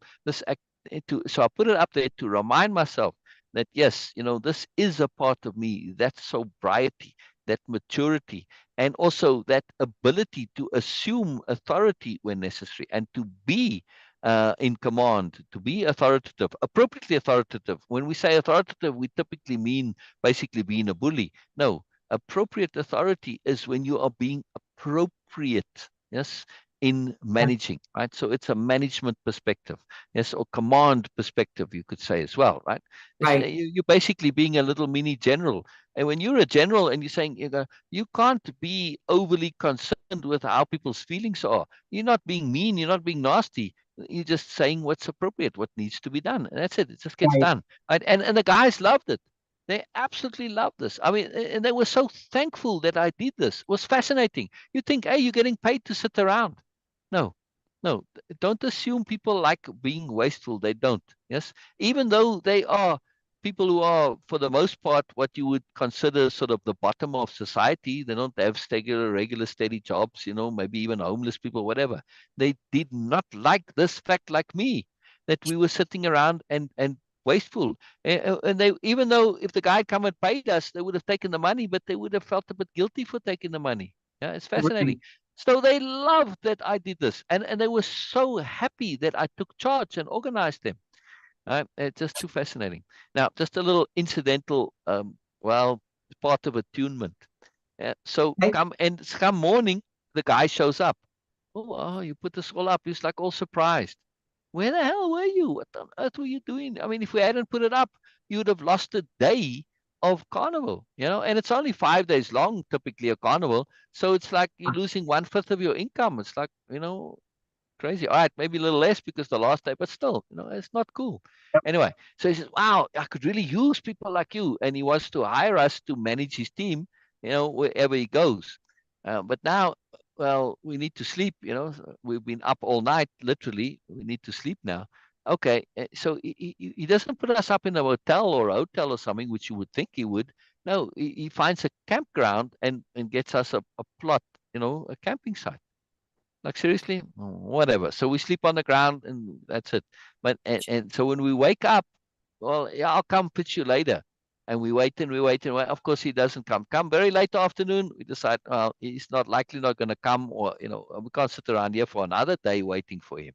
So it just so happened to be from an attunement point. And there was something that happened. I don't remember what it was. Some anomaly that drew our attention to the fact that we were right next to the interstate highway that we'd gotten off in the first place. The campground happened to be right there, right, just Right. across the fence.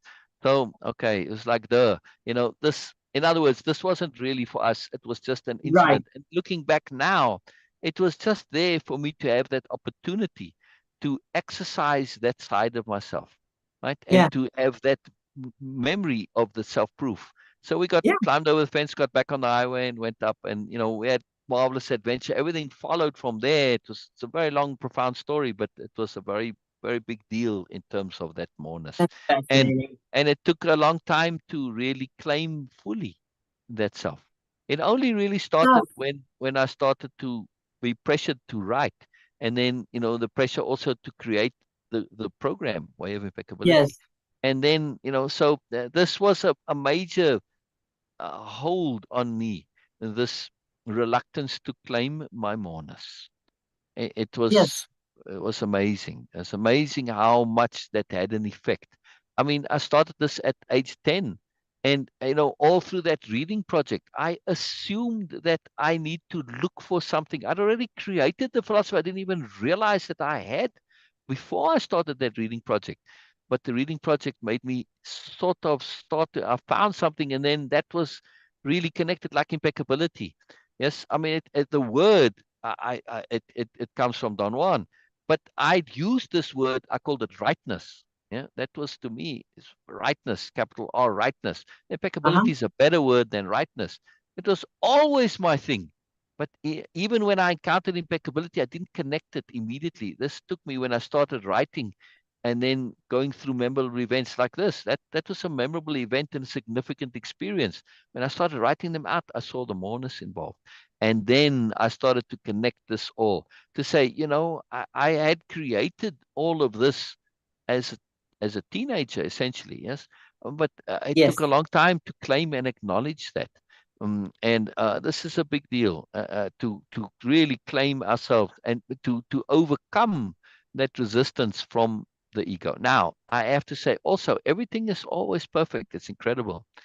You say, yeah, but wouldn't this have been great if you'd done this earlier? Yes, it might have been. However, in the delay of the claim, Mm-hmm. yes, I went to the extremes of fleshing out all of this, going to Yes. extreme detail. Whereas if I claimed it earlier, I might have just been happy within myself, and I would have created something like Way of Impeccability, and I wouldn't have had all that detail in there, and the depth Right. of it, and the layeredness to it. So in the delay of claiming, it forced me to really explore the full depth. Yeah, not just Way of Impeccability, capital H hearing, the superiority paradigm, the nobility, all of it, right? It all works The together. So interviews, the the book. thoroughness got a chance to be exercised. Well, yeah, I was going to say, because you did delay it, though, now your interviews and book have come about, which to me, the picture behind you, that's Yes, that's the Syl that I've always known and correct, seen. That correct, very few people correct. get to see that. So now, though, Yes, it's almost like ushering in the podcast interviews and your books. yes, yes, yes. All Almost works like together. sitting there and going, "Wow, my dreams are coming true." Yes, yes. But It, that's it, it, something it you had been afraid.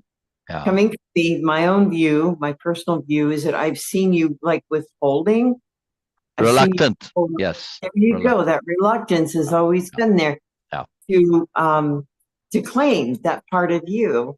But Correct, now correct. you've done that. Correct. Correct. So that's So how my I see your. reluctance comes from it's a side effect of impeccability, and Yeah. for me personally, that thoroughness is important. I'm reluctant to claim before I have fully fully uh, Right. understood and practiced all of the skills, then Right. only. So that it's a delay to get to that point, and I'm happy doing this, and I was aware of it, and I knew that I'm being but I understood the value. The value Uh-huh. being that I'm getting to flesh it out in its fullness, and that's why I wrote the Biella book to start. The original impetus was financial, but then it took Yeah. on this onus, and I was ready to publish it, but then force of circumstance came about, and I was very specifically asked to write the book on the superiority paradigm, on Right. bullshit and narcissists and all this, right? I Right. was very much asked to do this. And as you know, Rick, my friend Rick, the author, said in the review, he said he saw that this book is essentially, to him, it was an act of kindness. It was an incredible perception of his to Yeah. pick that up from the book, but that's what it was.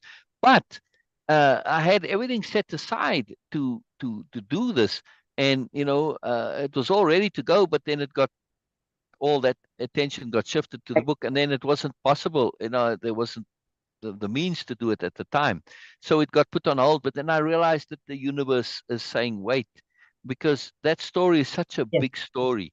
It needs to be only published when the support for it is there, right? It needs to be published when I'm an established author, for instance. Yeah, because that story is one, the Biella series is one that really needs to catch on and go Yeah. viral, as it were. And that's not going to happen when you coming as like a first book or stuff, or at least the odds of it are very low. So for me, I'm now delaying it and doing, all these Ask Biella books and all the other books that are coming. Right. I'm building the support, so that when I do finally publish the Biella series, I'm in a position to do it in the fullest, most efficient, most effective way possible. Because I feel if that book goes viral, becomes a popular, really a truly bestseller, it will Hmm. change the world. And I'm saying this lightly because it's sharing a new paradigm. If you look at Harry Potter as a Yeah. nice example here, Harry Potter is the most best-selling book ever, right? That's it. The Right. series sell more than anything. It overtook the Bible, which for the longest time was the most popular book, right? And now it's the biggest seller. But here's the key: what makes Potter so popular is not necessarily Harry himself in isolation. No, it's Hogwarts. Uh-huh. That's the allure. Yes, Hogwarts is the Destination. key, is the central thing that binds that series. Yes, we Yes. all want to be in Hogwarts. I don't necessarily want to be Harry. I might want to be Ron or Hermione or Right. who, but that's the key. Yes, or Yeah. what's his name, Hagrid, right? But Yeah. Hogwarts is the key. Now, Nobelia, the planet, right, the home of the new nobility, is the equivalent of Hogwarts. Yeah. Now, when you look at Harry Potter fans, right, they'll get together, they'll put on a robe, and people buy their wands, and but of course you can say, Expelliarmus or whatever the thing is, yeah, nothing happens, yeah. But it's Mhm. basically you want to be more, you want to be a wizard, Yeah. but it's fantasy. You can't Yeah. actually be it. Nobelia, on the other hand, is very different. Because Yeah. It when can you happen. see this, wow, I also want to be an aspirant. I want to be a new noble eventually. You can actually be that. Mm-hmm. The difference between Hogwarts and Harry Potter series and Fantasy the other reality. series, right? I Right. can actually be an Ursula. I can be an Aki. I can be Nora. I can be a Biella, or I can be my own self. Yes, I can be any. I can become a character in the series. I can Right. actually do this. Yes, very literally. And of course, Way-of-Impeccability, Capillate Sharing, all the stuff. The Moreness-Project all has the tools to become that. Whereas in Harry Potter, you see the desire to be more, but it's Mhm. cannot be materialized, cannot be implemented. And this Right. is the magic of the Biella series. And of course, you don't have to be that specifically. If you understand Way-of-Impeccability, it's all about you learning to be what you want to be, not what anybody Yes. says you're supposed to be. This is very, very clear. And again, that's why, I keep saying, don't believe me. It's not about belief. It's about implementation and choice. You're developing tools of choice. That's what Wave Yes. Impeccability is. Yep. Tools of choice, tools of implementation, tools of application. And that's why in the comments there on your post, you corrected yourself to say, you're not the result of the program. You are as the result of the application of the tools that you learned. Yes. Absolutely. And Yeah. this is why I love this, because we are seeing the consequence of application of moreness, of self-change, Yes. of the tools of change. Yes. And having that, just that energy to persist, to go through, Yeah. to keep going, to not give up when you don't really necessarily see immediate results, right? And this is part True. of our You, impeccability, to you understand that. can't give up. Again, I think there's a quote here. Just because we aren't seeing results doesn't mean nothing is happening. That's right. That's right. This is a huge understanding. That's Yeah, right. so it's just really, really cool. Oh, I thought I was screen sharing, but yeah, it's right there with No, the quote. I'm gonna say no, it's almost 2:15, and I've got Yeah, we have to go. We have to to go. run. Yes. But Yeah. I have thoroughly enjoyed hearing you Oh, today. yes. Oh, And is yeah. Beena still on? I think so. Beena? I didn't want to leave without saying bye. Beena? Where'd Beena go? Is she here? Yes, Beena's I'm muted. here. Yes, I'm here. I'm here. I'm here. I'm listening. I'm gonna have to scoot. I got a bunch of errands I have to get done. And a Okay. grandson to take care of, as you could see. So Yes, yes. You know, I get a lot of those now. again, real quick. That impossibility at some point of getting to where you are now, at some point it seemed like this couldn't be. Same thing with grandson. That's right. We're seeing, and what at some point seemed like an impossibility. Yes, that Right. we had visual proof of it today. And this is to never give up. Doesn't matter how impossible it may seem, it is possible. Yes. That's true. That hug was a never give up. Yeah. You didn't give up. You persisted. Nope. You kept going. We don't have to know the answers. We just have to keep going. At some point we'll find them. Yeah. Just that's it. Yeah, it doesn't You just matter. have to You don't have to stand back trust and that wait. you're sensible. You don't have to trust that you're wise. You simply have to trust that you can persist. Yeah. And patience is a superpower. Patience is a superpower. Exactly. It is. It is. It is, but really hard to acquire for Yes. me at least. Yes. Patience. Yes. Really, I No. aspire to share the love and self care and the Yes. pamper feeling you are giving to yourself. Our bodies really, really, really need that, Yes. and they have a different mindset. They're Yes. scared of losing it. So then they create another situation for that. Okay, oh, okay, Yes. so it has create some other situation. Okay, so now you are stop giving me that care and importance and all the things, all the good Yeah. things, Yeah. and it creates a different thing. Please never stop to giving this love, care, Yes. and support your body, because this is I personally feel that this is the only key to keep it off what you already Yes. just get off. Yes. Oh yeah. Yes. Magic, Yes. magic, you, dear. magic, magic. Thank magic. you. Thank you for sharing such a Oh, wonderful absolute day. magic, absolute magic. Like Yes, both of we're you. gonna leave. We're gonna leave too. We got stuff to do too. Okay. Yes. I gotta go CJ take care of sends his shipping. Yeah. What? CJ sends his best. Oh, thank Okay. you, CJ. You too, mate. You too. You know, Yes. again, seeing that moreness, right? What did we always say?